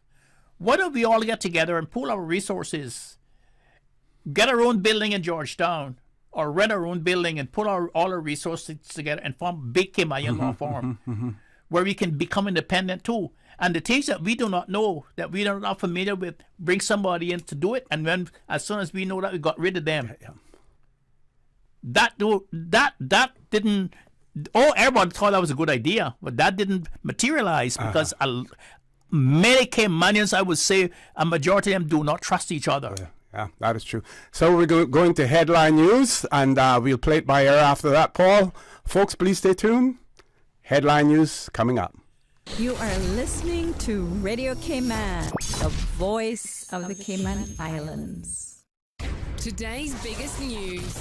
Radio Cayman, your voice, your choice. Local, regional, international. This is headlines from Radio Cayman's newsroom. Today's biggest news. The headline news is brought to you by Health Services Authority. Organizers of the 2023 Florida Caribbean Cruise Association Platinum Member Summit are hosting a live press briefing this hour to update Cayman residents. They'll be talking about recent meetings between cruise executives and local stakeholders. Tributes are being paid to the 5 men killed on board the Titan sub in what U.S. officials say was a, quote, catastrophic implosion. The victims included several people, and it has emerged that the U.S. Navy originally detected, quote, an acoustic anomaly consistent with an implosion shortly after the Titan lost contact on Sunday. A robotic diving vehicle found major fragments of the sub on the seafloor about 1,600 feet from the Titanic shipwreck on Thursday. James Cameron, director of the 1997 Titanic film, who has completed 33 dives at the wreck, said he suspected a disaster after the sub went missing. Experts have questioned the safety of the Titan submersible and how private sector deep sea expeditions are regulated. OceanGate's co-founder, who left the firm a decade ago, told the BBC the sub went through a, quote, rigorous testing program. Those are your headlines. I'm Karsley Fuller. For the latest in news and information, Follow Radio Cayman on social media, Facebook, Instagram, Twitter. Download the Radio Cayman app or log on to our website, radiocayman.gov.ky. The headline news are brought to you by Health Services Authority. HSA's cardiology clinic is now located at Smith Road Medical Center. Our cardiology team provides expert care and treatment for heart conditions such as coronary artery disease, heart failure, arrhythmias, hypertension, congenital heart diseases, among others. The new location offers state-of-the-art cardiac diagnostic testing, including echocardiograms, ECGs, and stress tests. To contact, call 949-8600. At HSA, your heart matters to us. For the record, with Orrett Connor. Initiating system. For information that matters. For the record, with Orrett Connor. Continues right now on Radio Cayman. Good morning and welcome back to For the Record. We are still here. We will shut down or close off once the press conference starts. So one of our, to my question that I raised before we went to Headline News, Doc, in relation to, you know, those persons who retire as lawyers and everything. One of our listeners wrote and said, remember that our past 2 premiers were also retired law partners. Now, the first one, and, you know, I won't profess to know anything about his business, but I don't think that he was a partner for too long, and Sir Alden McLaughlin, and probably ended up making sacrifices, you know, to take up, you know, his political, you know, career as well. And we know now what he's doing now. He's farming now. He's not a judge. No. He's not back in a in a law firm, you know, either. Yeah, first of all, Orrett, to your listener, to the people who wrote you that. First of all, it's hard to become a partner here. Mm-hmm, mm-hmm. You know, the first partner here was the thing a Caymanian woman. I think so. And how the first partners became partners, they were threatened. Yeah, because we had an immigration board at that time that was extremely active. Proactive. Yes. And the immigration board threatened them, say, listen, if you don't do this and make somebody an equity partner or something like that, we are not going to give you the permission that you need. And then they converted a few people into partnership. But you know what one lawyer told me? They said we did it so that we could get all the permits we need. Yeah, they said they saw it as a cost of doing business in the Cayman Islands. It's a cost of doing business. Yep, that's the way that they looked at it. Yep, that's what they said, and so forth. But just let me tell you this: many of us tried to get into the offshore business, in the service business, where the money was. We couldn't get in there. All right, 1995, Governor Gore took a delegation, about 40-odd people, on a tour to sell Cayman offshore services. I was one of them. Thank God for a man called Mr. George McCarthy. He was the financial secretary then. And he called me and says, I'm appointing you to something the government at that day was called the Private Sector Advisory Committee. Yes. A private sector lawyers and accountants and bankers. And when I walked into the room as a member of the Private Sector Committee, they were shocked. Like, how the hell did you get here? How the hell did you get here? And George announced that I was a member. The government asked me, George, Mr. McCarthy asked me to do a dissertation on company formation in the Cayman Islands and put it into the coffee table book that they were going to give all the delegates and so forth. I reviewed my book, Cayman Islands, the Ideal Financial Center. It cost me $20,000 to get it reprinted and all my material. Lyndon Martin was the coordinator to that, to the whole idea. He was working in the department then. And we left here, went to New York, 3 days, London for 3 days, and Hong Kong for 3 days. They stayed in Hong Kong a whole week. Remember, that's when they changed the trust law. The trust law, because a firm in Hong Kong wanted to bring their trusts out here with the largest trust in Asia, probably, and they were looking for Cayman Island, Bermuda, and Bahamas. And the government had a meeting there and changed the trust law because there was enough people in the government there to change it in Hong Kong. And they gave it to a big law firm here, the trusts. I got so upset about that I left and I came home through Los Angeles and flew back home to Cayman. I did my dissertation. Some people said to me, one lawyer said, I didn't know you could speak like that. I said, why you think? How do you think I became a lawyer? Also, Mr. Scott, the accountant, was on that trip too. Dan Scott? Yes, he was on that trip too. It was nearly all the government was there. The speaker, Captain Mabry, McKeever Bush, everybody was there. And I never got a client. And I was wondering, why is it I never got a client? About 2 years after that, Lyndon Martin, when he got elected then on the UDP ticket, he saw me one day and he said, McField, I have a confession to make because I know that you're wondering what happened. I was speaking that on the radio. And he says, you say you didn't get any clients? They told me some people, I'm not going to call the name, not to put your material out to give to the delegates because you're a one-man band and that doesn't look good for them. Wow. Well, you know, people don't want to talk about institutional racism. And then that is racism. And in London, you know who was there too? Casey Gale, Michael Alberga, the registrar of companies, Mr. Delano Solomon, and we all huddled together because we were the small people. We all went together. And he said, "Boy, see, those people was inquiring about you. You had them mesmerized when you were giving your presentation. I gave 45 minutes presentation and 15 minutes for question and answers." And I say, boy, I'm going to put on my new suit, boy, when I get out to the cocktail party so I can give my card out. We all got dressed that evening. All the people are just talking about. And you know what they said? The cocktail party is not here in the hotel where you have the reception, where you have the delegates, the stuff. It's out and another across the town, and it's not put on, but it's put on by a certain law firm.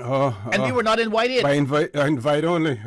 What I want to talk about too, Doc, is the fact that I wonder how many people, those within our view and within our ears, know even about the Royal Cayman Islands Police Service.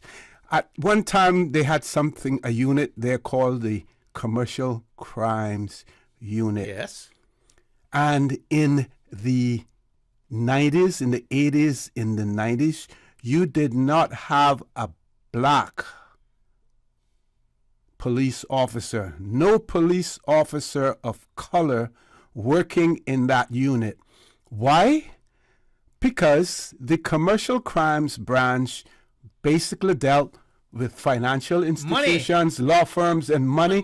And you know what their argument was? They didn't say it publicly, but their reasoning was, you're going to go and sit in front of these white bankers and these white lawyers. We can't send a person of color to do that. We have to have white officers in the commercial crimes branch. That was the attitude that they had there. Now, it may not have been said publicly, but we knew that that is what it was, because you only had Caucasian officers working in the commercial crimes branch unit up until a certain point in time, and then I think David Gooding was one of the first to go into that unit. And if I'm wrong, if those of you who are out there and know different and want to dispute it, call me and tell me,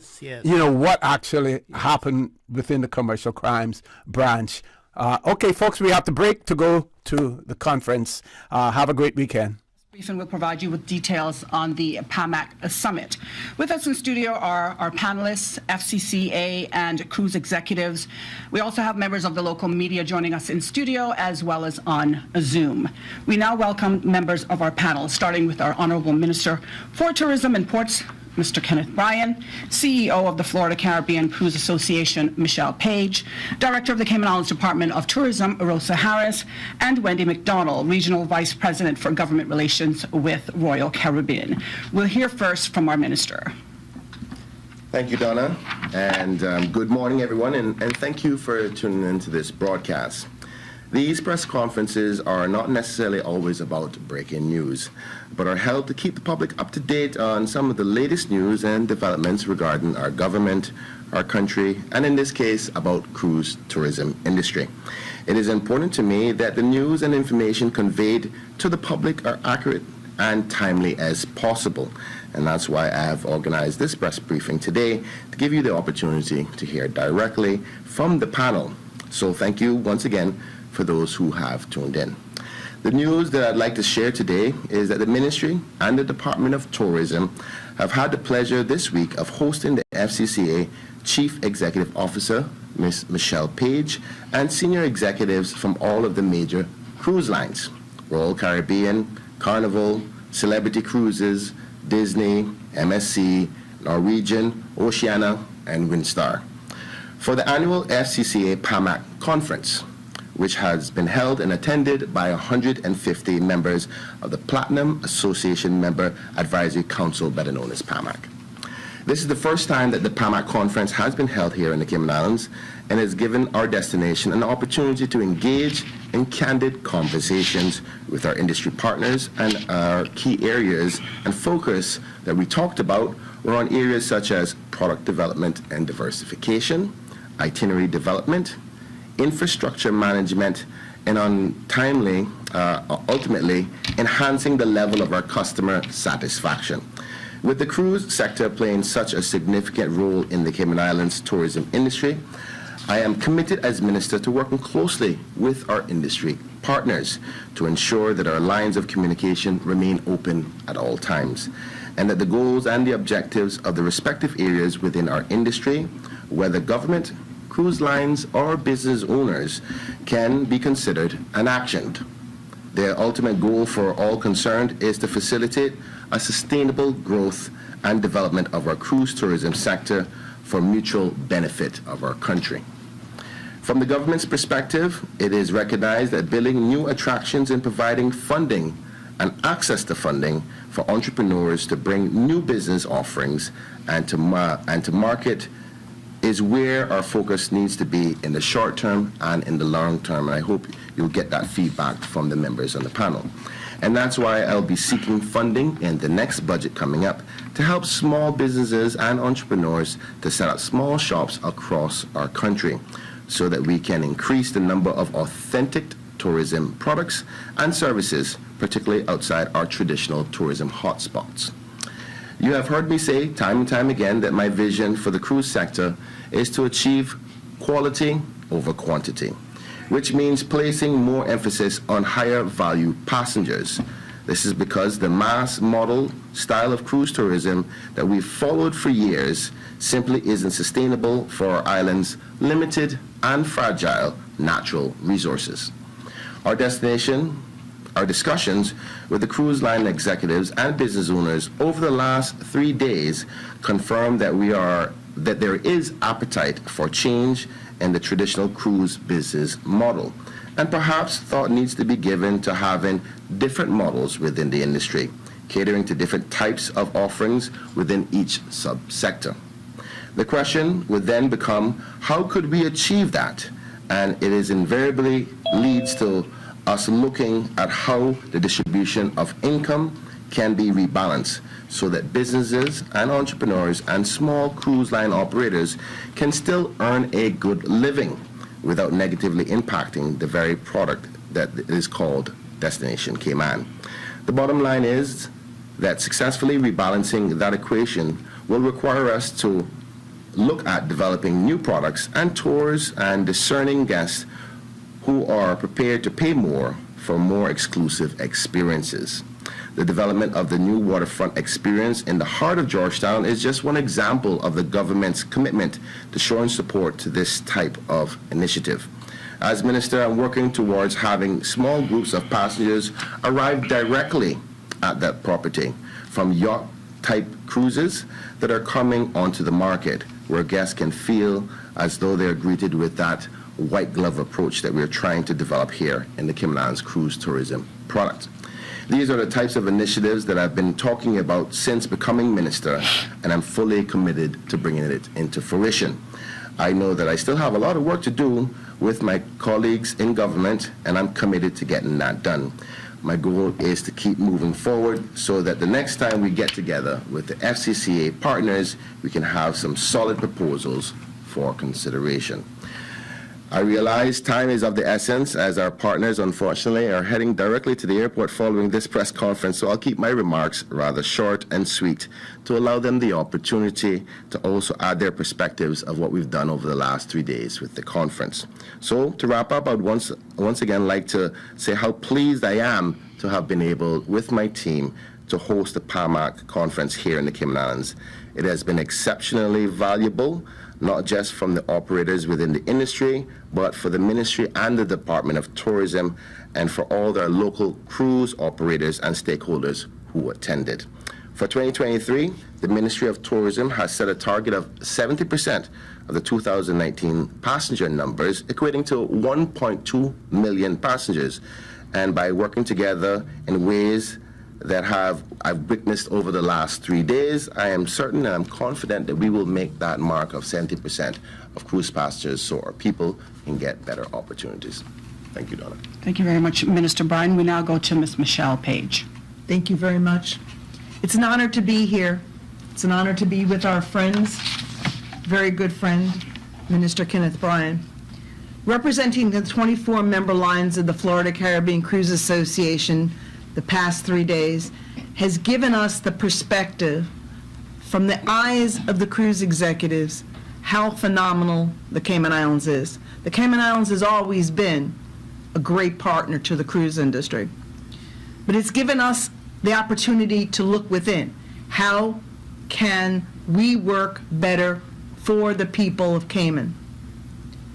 Looking at not just a passenger to spend $100, to have a passenger come in, be able to have the uniqueness, be able to understand all the aspects, your culture, your history, your food, your culinary experiences, to be able to have people enjoy and spend money. Happy passengers spend money. What we've been able to accomplish is having new entrepreneurs be able to come in so we can spread out the people. We want to be able to have many aspects of the Cayman Islands be able to seize the economic avenue of the cruise industry. So that's the goal that we have, having passengers maximize the spending, be able to have all of the aspects understood of what the Cayman Islands represents. When they go back home, we know that a passenger may be a passenger today, but they are a hotel guest tomorrow. So that's what we've been able to work together is A, spreading people around, not to over-concentrate one area. Looking at other aspects even in Cayman Brac. How can we maximize what the passengers spend? As you can realize, people will respond to what you offer them. Sell up. Passengers are people. They respond to unique experiences. They were willing to spend more money for those experiences. The other aspect, as we work together, is the crew. Spending money is what the crew do in a very short period. When they get off a vessel, in a very maximized amount of time, they spend money on food and beverages and having services. So we, together, the government is looking, how can the people of Cayman maximize the cruise industry? So thank you very much for your partnership. We look forward to having this partnership continued over the years. This is not, as we've underlined, just something that we are going to do for 3 days. This is a long-term commitment to being able to help the people of Cayman maximize what they receive from the cruise industry. So thank you very much. Thank you very much, Michelle. We'll now go to Mrs. Harris. Good morning. It's a pleasure to be here, and I'm glad that the minister shared the target for this year, because I'd like to share our year-to-date performance. For January through May of 2023, for cruise passengers, we've welcomed 666,000 passengers to date. That represents 73.8% of 2019's capacity. So we are well on our way to meet our target, Minister, and we're confident that given beautiful, bright, sunny days and, getting through our hurricane season, we can continue to deliver. When FCCA called and said, Rosa, we have this opportunity, we'd like for you to look at it, I said, we're in recovery. We are very serious about recovering all aspects of tourism. We're interested in hosting this conference. What did we get out of it this week? My team, particularly on the product development side, we handle accommodations, we handle attractions, we work with tour operators and transport, we handle scholarships and, promote tourism careers as to where opportunities are. So we are in a space where the visitor experience and what we deliver is super important, and being able to influence that. This week we were able to talk with cruise executives and also invite our partners to speak with them, to look into opportunities for partners to say what their concepts are, their business ideas are, and to work hand in hand with cruise lines to make it better and to deliver that offering to visitors for when they visit Cayman. It's important for us to continue to diversify. We know that the Turtle Center, 7 Mile Beach, that shuttle run has been a classic offering for cruise visitors, but there's so much more for Grand Cayman to offer for diversified, immersive experiences. And we're able now to use this information from our March familiarization trip with FCCA to the conference this week. We have a lot of information that we want to be able to work with industry partners on to be able to deliver more opportunities. And that will be underpinned by, hopefully in the next budget, Minister, where we'll be able to deliver a visitor development experience fund to be able to help entrepreneurs, new and old, to be able to invest and get it started up. So the outlook for cruise is stable. The travel sentiment overall, when we look at those wanting to travel, despite all of the messages that we see in the global marketplace, is very positive. Family is important. Sharing experiences with family is important, and persons are prioritizing their annual vacations. So we have to be in the space and we have to deliver a quality product. In addition to our partners getting in front of cruise lines, all of our tourism group, our government tourism group, that included the new Cayman Islands National Tourism Attractions Authority. Sorry, I'm gonna get a lot of heat for that. So, our former Tourism Attractions Board. Let me say that because I'm comfortable with that. The Cayman Turtle Center, our Cayman Islands Port Authority, and Land and Sea Co-op, in addition to DOT and the ministry, are a group that work together. In addition to this group, we were able to do some assessments on how do we offer better services to partners, whether that's insurance, rates on experiences, being able to provide better transportation, and particularly the point of entry, our ports, whether that's North, South Terminal, or Royal Watler, how do we process passengers more efficiently?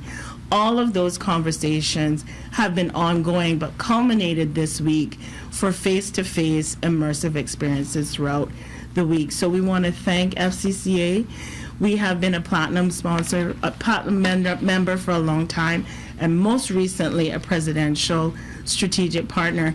And our reason for signing up for that was to get our industry restarted, to be able to get in front of very key relationships that help to commit the capacity to Cayman. So in order to manage what we have now and be able to maintain and stabilize that in the future, these types of face-to-face interactions are super important. So we're just happy to be here and support our ministry on these initiatives. Thank you. Thank you very much, Mrs. Harris. We're now going to go to Wendy McDonald. Thank you. First of all, I'd like to thank Minister Bryan, one of the hardest working ministers of tourism that I know, Rosa and the team, for a fantastic 3 days. We had the opportunity to come to the beautiful island of Cayman to experience what our cruise passengers experience when they get here. And first, let me say the cruise industry is bouncing back. For the first quarter, Royal Caribbean has already surpassed our 2019 numbers, and the rest of the year looks really great to break those records. It was really a great opportunity to be able to get the experiences that our cruise passengers get to.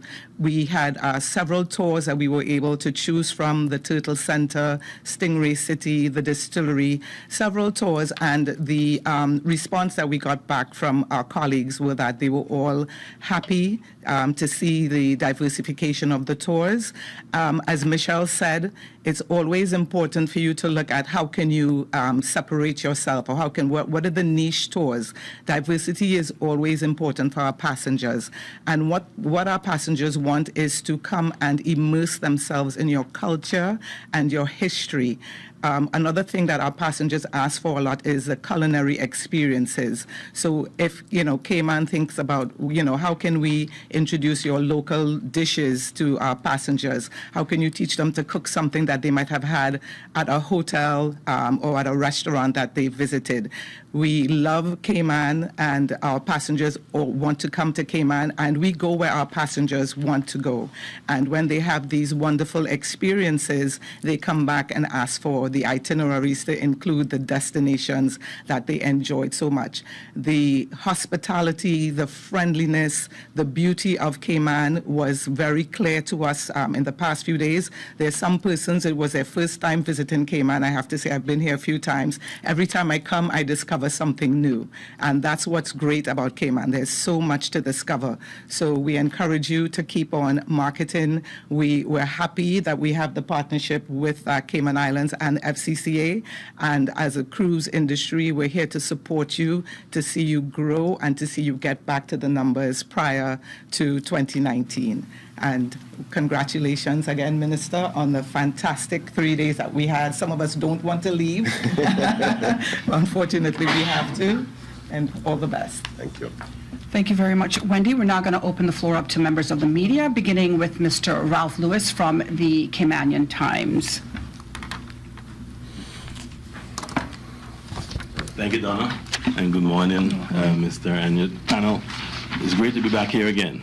Minister, if you don't mind, I'll direct my questions to our guests, and probably other journalists would probably have some for you.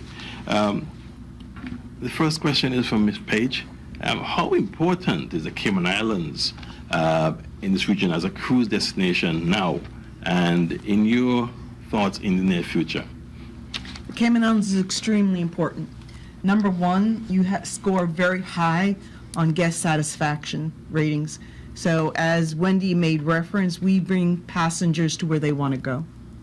So that's number one. When someone looks at an itinerary and they see the Cayman Islands on the itinerary, that score is very high.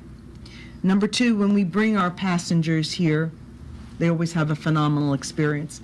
So the work ahead is to bring more entrepreneurs into the forefront to be able to offer more experiences. Because while you're long established, shore excursions are important, it needs to be underlined that a lot of passengers have been here before. It used to be that 90% of the vessel was a first-timer. Now it's probably about 60% of the vessel is a first-timer. So how are you going to maximize having those passengers want to get off the vessel, that they just don't say, oh, I'm just going to enjoy the ship, to be able to showcase that they're going to do something new and different. And as was made reference, is to be able to sell up. Passengers have money to spend. But if you just offer them a tour, it's a tour. It's a way to spend the day. But a unique experience, they're going to pay for that. So there has to be a lot of different product offerings. So thank you very much. Thank you. My other two questions now, Ms. McDonald. How important are cruise pairs to Royal Caribbean in comparison to using tenders to ferry your passengers? It's important for us to provide a quality guest experience. And for that, it's easier for us when we can pull up to a tier. The tenders, our ships carry between 3,000 and 7,000 passengers. The length of time it takes to move passengers from the ship on a tender to port, it takes a while. It does, interrupt the experience. If you pull up to the pier, then it's faster moving to get the guests off the ship and to get them on the tours, to get them to see your beautiful island. So for us, we want to provide an end-to-end guest experience. As soon as the guest enters our ship, gets off the ship to the different destinations, we want to ensure that that experience is the best that they can have. So a pier experience would always be preferred over a tender experience. Okay. But it wouldn't stop the visitors from coming? It wouldn't stop the visitors from coming. The thing is, as Michelle said, Cayman Islands is very important to us. Caribbean is in our name, Royal Caribbean. The Caribbean is very important to us. And we take guests where they want to go. Cayman Islands is a very high appeal and a very high guest satisfaction. So we will continue to come, but we also, as you may have heard in the news, we continue to make bigger ships that provide more experiences, that have a larger number of passengers. There will come a point where some of those ships will not be able to go to some of the markets because, again, the number of people we would have to tender in would not factor into the best guest experience. Okay. Thank you. My final question, Ms. Harris mentioned that Cayman's recovery is well on its way, and you mentioned for Royal Caribbean, that's the same. Is it similar for other cruise companies? Do you want to take So would you say the whole industry is seeing this improvement? The whole industry is doing phenomenal. The problem is we still have to pay back that debt. If we could just say, let's just forget about the past, that would be really great. But right now, passenger spend is up. The cruise industry is doing very well. Okay. Thank you very much, Donna. That's all for today. Sorry, sir. Mr. Lewis, if I can, I think it'd be important to add on a few comments onto some of the factors, particularly when it comes to the pairs as well as the numbers. As you heard us say that we aspire to get to 70%, and you've heard where other islands have gone back to their 100% of the 2019 numbers. And there's a factor, and that factor is because of the pair. But as I've reiterated many, many times to the executives, what the Cayman Islands position is in respect to peers. The people have spoken, and we're not going down that road. But the 70% is a reflection of that decision. Unfortunately, we will miss out on a number of ships over the next 2 years, and to be honest with you, there may be even more as we go further down the future. Hence the reason why you see I've taken the strategic approach to trying to get more money out of those that we do have, being quality over quantity, so our people can still make the same opportunities, upselling themselves. We have to be the high end of cruise, the white glove approach, because we have made a strategic decision to our commitment to sustainability, to the environment, and until the engineering and our strategies to create a pier that is not going to impact our environment, we're not going down that road, because that's the people's will.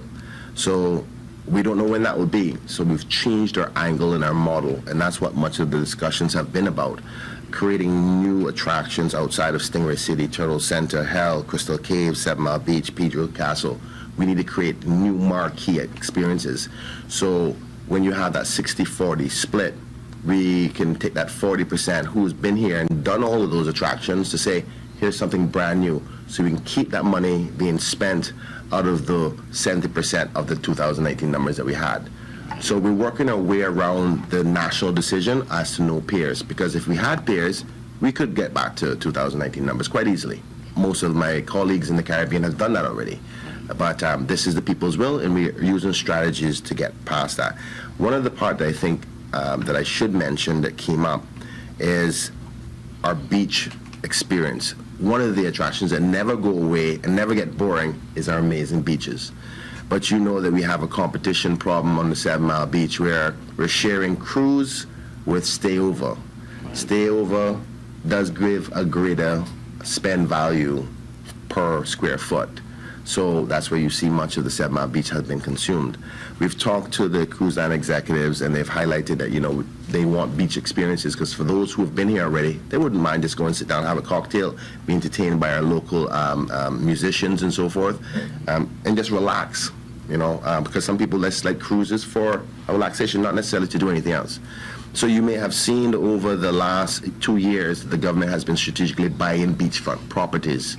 And the hope and goal within the ministry, as long as I can get the financial support, is to take some of those crown properties and turn them into little secluded areas where we can have partnerships with the cruise lines to say, okay, we have a beautiful 4-acre location in Bordentown. You truck them down to that location and just spend the day just chilling by the beach. Now, obviously, 7 Mile Beach offers a different type of product. The sand and the on-land experience is exactly the same, but in the water, we have a little bit of turtle grass, which offers a little bit different than 7 Mile Beach. But there's many people who don't go in the water. They just want to sunbathe on the sea and enjoy a good beverage and some great cuisine that we offer. So we're working on that, as well as trying to come up with new creative marquee experiences. And this, I want to take this opportunity to talk to my local people. Please, if you're creative, if you're like a child of Disney who wants to come up with an amazing new thing that people would just love to come to, now it's time to come to the department and the Ministry of Tourism and come up with that new idea, because the government has to build new marquee experiences, and the executives have said that. Give them different experiences so we can get more money out of them. I hate to say it like that, but ultimately that's what we're in the business of, is spending that money in our economy. So I thought I'd add that to the context. Can I just add something? Of course. One of your most precious resource is your people. People to people tours too. Our cruise passengers want to hear your stories. They want to be immersed in your culture. So even if there's opportunities to welcome people to come into your home, to have a cup of tea, to have the stories about how Cayman became Cayman. These are things that the cruise passengers want, and we would be entertained having those tours. Thank you very much. Thank you, Donna. Thank you very much, Ralph. We'll now move on to Andrel Harris from Compass Media. Thank you, Donna. My first question, thanks, Ralph, for setting up there. My first question, Minister, you mentioned that you are hoping to secure funding in the upcoming budget for these unique experiences. What's the ballpark figure that you're looking for, and how much of that will each person qualify for? What's the rough estimates like? Well, ideally, I would like about $4 or $5 billion, but I'm not going to get that. I'm just kidding. We estimate between 2 and 3 million, and we're hoping that a ballpark between 30 and 50,000 per applicant. We haven't gone through the terms of reference in respect to it yet, because until I get the commitment from my colleagues for the monies, it makes no sense to put in the energy and the work until we have the money. We have the preliminaries around it. The criteria would be necessary, like brand new experiences. We're not going to give funding to somebody to do another water sports experience unless it's something totally different, or another dive or another stingray. We're talking about taking us outside the box and something brand new that will help pull people off the ship and help them spend. And also, location is going to be key. We need to spread the passengers across the island, because one of the things that many people have issues with is the congestion in any one location. So we have to be strategic about not only saying bring in more attractions in the West Bay and Georgetown area. We need to move some of them east. And that's what we talked about with the executives, to say the government is also strategically doing road infrastructure to be able to have the flow of our passengers get to these attractions a lot quicker. And that's why I've been saying for so long why the East-West Arterial is so essential to the tourism product, to get the guests, our visitors, to those new authentic attractions that the cruise lines are asking for. So obviously they're not here all day. They come for an average about 8 hours, and if you take 2 hours out of it traveling, that's 2 hours worth of spending they're not doing in our economy. So hopefully my colleagues will support me with the money that I need as we go through the budget discussions, so we can do that to encourage the 70% that we're estimated to get over the next 2 years, that we can squeeze as much value out of that 70%, because we don't have cruise. So we have to find different strategies to be able to maximize what we do have, and some financial support for Caymanians to do that will be a great help. Thank you. Next one is for either you or Ms. Michelle, but many vendors in Cayman and throughout the region have complained that the profit share split between vendors on land and that with the cruise organizations is unfair, with the cruise ship companies taking the lion's share of the profit and oftentimes doing little to no work. One vendor complained about a 60-40 split, with the cruise ship taking at least 60% of the profits. What, if anything, will be done to address the profit share between cruise ships and actual online vendors in Cayman, and dare I say, Ms. Michelle, throughout the region? That's really up to the vendor and the cruise line to be able to work out what the arrangement is. But I think, as the minister said, if you have too high of a concentration doing the same thing, then there's always going to try to have the money, you're going to be liquidating the money that's there, because the value isn't there. So that's why we need to have a lot of different high-end experiences to be able to get more money in. This way, there'll be less vendors doing the same thing. If I can just add a little context to it. I always try to remind myself that this is a business, and you have two sides of it. The cruise line is going to try to do everything it possibly can to get as much profits. If they can get 90% of it, they're going to try. Let's be honest about that, right? Our people need to be working closer together to allow a divide and conquer perspective. Many times, people are successful in more profit share because of the division, underbidding ourselves.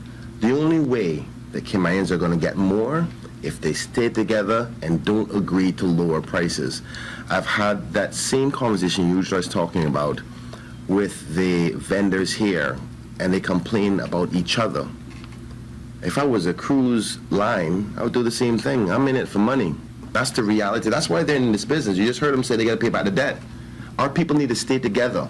We need to bond together and say, no, we're not going to accept any prices lower than X, whatever that may be. And that's not a place where government wants to get to. We don't want to get into organized unionizing our product. But what sometimes happens is some persons are undercutting their fellow colleagues and just to get the business. And the cruise lines are going to say, hey, there's an opportunity for me to make more money. And could you blame them? No. We have to do a better job together, creating our own standards to ensure that what we do offer is quality and it is deserving of the price that we set, and stick to it regardless, because from a long-term perspective, it protects everybody. And it's very important to recognize that on a ship that carries 4,000 passengers, there's a wide variety of price points that the passengers are looking for. Some of them are entry-level cruise shore excursions, and some of them will spend a lot of money. So that's one of the things that all of the shore excursion providers need to look at, is how can they offer something more exclusive. You know, they don't have to, as the minister said, be entering in on the same tour. Do something different. Do something exclusive. Offer something, even if it's going in the same, shore excursion element. How can you make it different, more exclusive? How can you enter into it to be able to have a different price point? So this way, as the minister said, it's not cannibalizing the same tour. Okay, thank you. And as a result of my strict question limits, Minister, throughout the conversations, were there any other issues that were brought forward by the vendors that your team are looking to address with the Cruise Line Association? Not specifically from the vendors. Obviously, it's just the opportunity to get more direct discussions, and I think that's why we hosted this conference in the first place, which was to allow our Caymanian people and business owners to come and sit directly with the CEO of a cruise line. We've never had that opportunity before, and that's why we hosted the PAMAC, and I was so happy to see many of our local vendors there, wining, dining, building relationships, having dialogue, and I've even heard some of them saying, Kenneth, thank you so much, because you know what, I built a new contract. I've gone into a new tour, and we are planning to have meetings following up from this. So trust me, there was great value in this. The only other thing that I think came up throughout this is the functionality of the port. And we had discussions about that. I want to take this opportunity to thank Disney and their team, because they're in such of the business of movement of people with their attractions. They have some really good design specialists who came down and worked with the port about how we flow the traffic of people coming off and on, and we've implemented some of that, and it's working pretty well, considering the size of our arrival space. But I think we got a lot done. We talked about a lot of important things. It's now for us to go out and action them. Thank you very much, Andrell. We now move to Zoom. Wendy Ledger from Cayman News Services standing by. Wendy? Hello, Donna. Sorry, I wasn't standing by as much as I should have been. Can you hear me? Good morning. You sure can, yes. I was scrolling, I was writing down the notes because Handel just asked my questions, but I've got some more, so that's okay. Okay. Can I ask, first of all, do we have the latest official statistics or information on exactly how many cruise passengers or the percentage of cruise passengers are converted to stayover tourists? Say the last part again for me, Wendy. The conversion of cruise passengers. Yeah, the conversion. We always talk about how having cruise passengers is great because they later, because even though their carbon footprint is terrible compared to overnighters, it doesn't matter, we forgive them because they come back as overnighters who then apparently buy condos and stuff. So I just want to know what the conversion rate is at the moment, what we believe it to be. Wendy, obviously that is, it would take some serious analysis of the data. So we haven't done that? No, but we do have some preliminary ideas. I think, matter of fact, from past administrations, we've talked about a 5% margin of cruise passengers, but we need to update that. But it's equations that have to be proven by way of tracking of persons.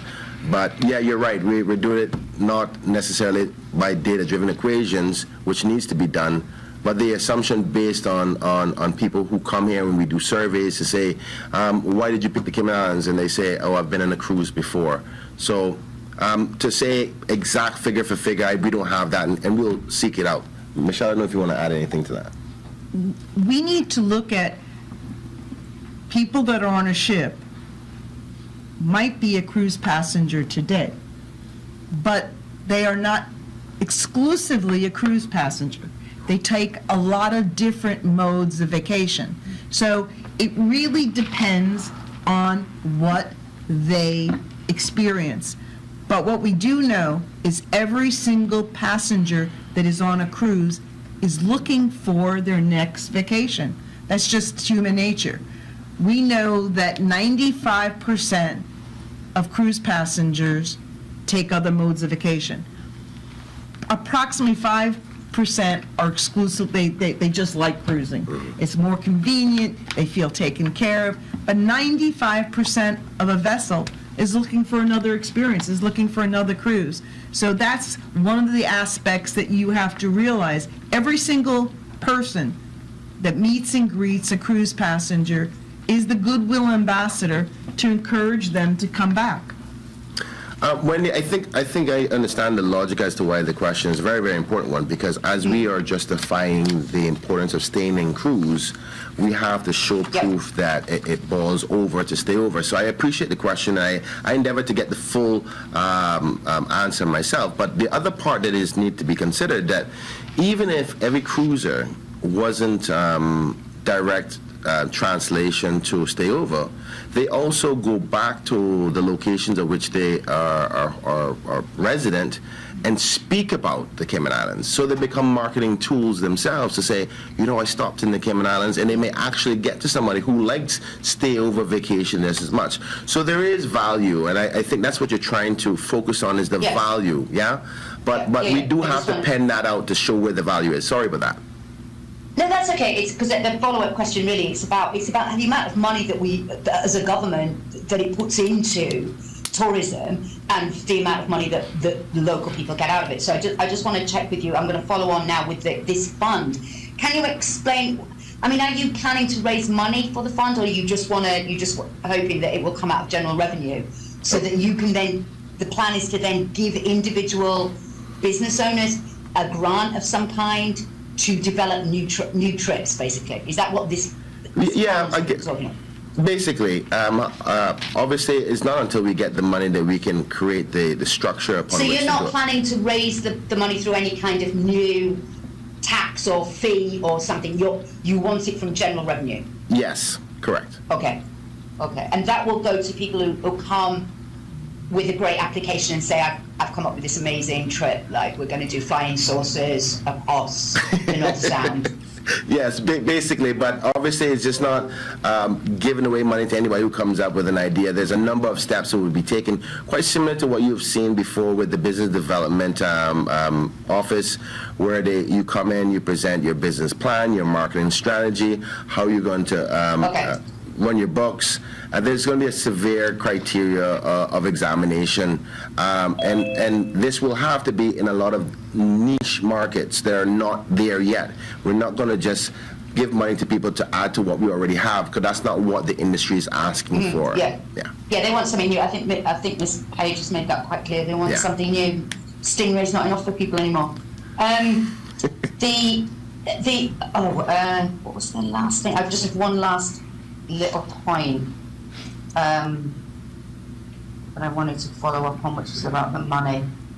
But yeah, you said that there's no taxes on this. It's going to come from general revenue, you said, so we don't have to worry about that.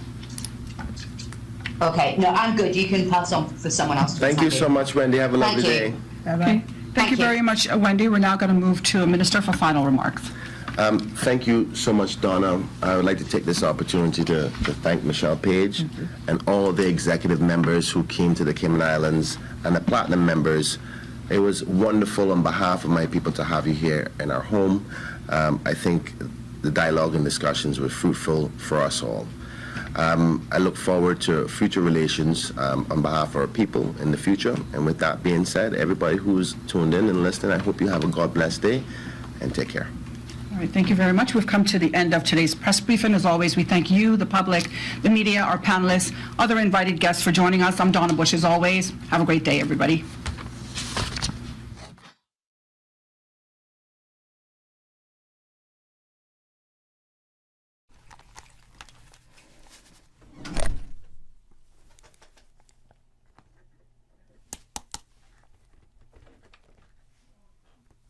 Good morning, good morning. We still have a few minutes left to go on for the record. About 2 minutes. Paul, let's see what we can share with our listening audience in that space of time. So we did have one person who said that Mr. Ian Paget Brown has contributed greatly to the Cayman Islands.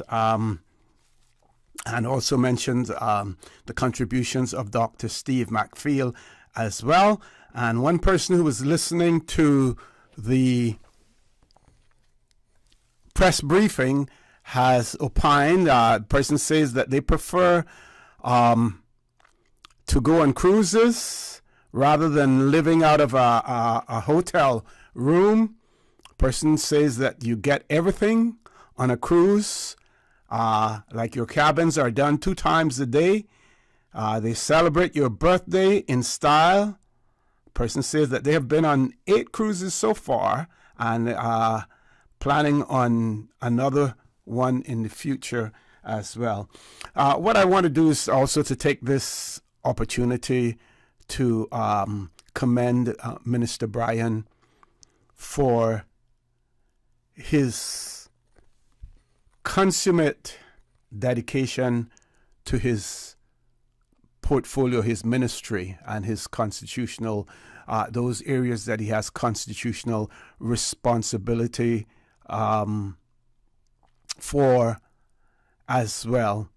It is quite obvious he's quite passionate about it. He also ensures that he continues to maintain the right contacts within the tourism industry, and also at the same time trying to obtain what is best for the Cayman Islands. I was particularly intrigued about his statement about using other beach facilities other than the 7 Mile Beach. I happen at least once, twice a week to cross the Bordentown area, and the Colwood Beach and its expansion there is an incredible area. There is no reason why we couldn't, to reduce the congestion on the 7 Mile Beach, to bus tourists out to those areas there, create an environment where businesses can thrive, from a tourism standpoint as well. We also have the Spots Beach. Now, there are those of you who will say, well, we have developed those. We have asked the government to acquire those for the people of the Cayman Islands. And I agree, with that as well. But many times, our people don't necessarily use the beach until say, the weekends.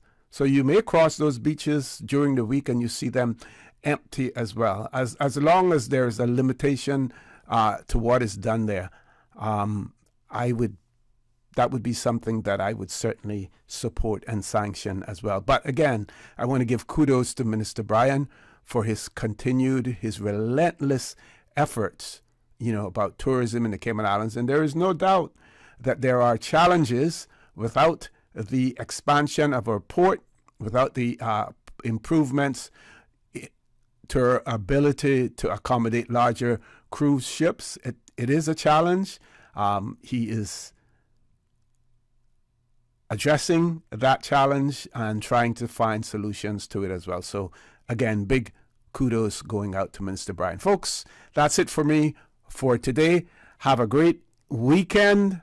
Please be safe and continue to support your radio station, Radio Cayman. You can do that by joining Sterling Duaney Banks at 12:15 for Talk Today.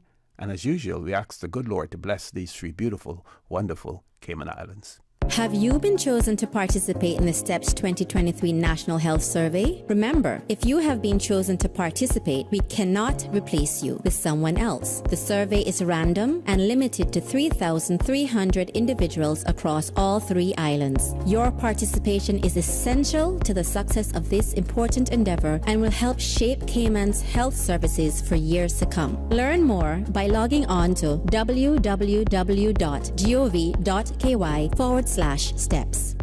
For the Record, proudly brought to you by Coca-Cola, available across the Cayman Islands from Tortuga Distributors. Accept no substitutes. Taste the feeling with Coca-Cola. Brand Source Home Gallery, inspiring luxury. West Bay Pharmacy, taking care of your health. And JN Money. From abroad to yard. Fast, affordable, convenient. Doctor's Hospital. Peace of mind is important when life happens. Doctor's Hospital, always there for you. Call 949-6066. And by the STEPS 2023 National Health Survey. Visit gov.ky/steps to learn more. And Cayman Airways. Call them on 949-2311 to book your nonstop flight.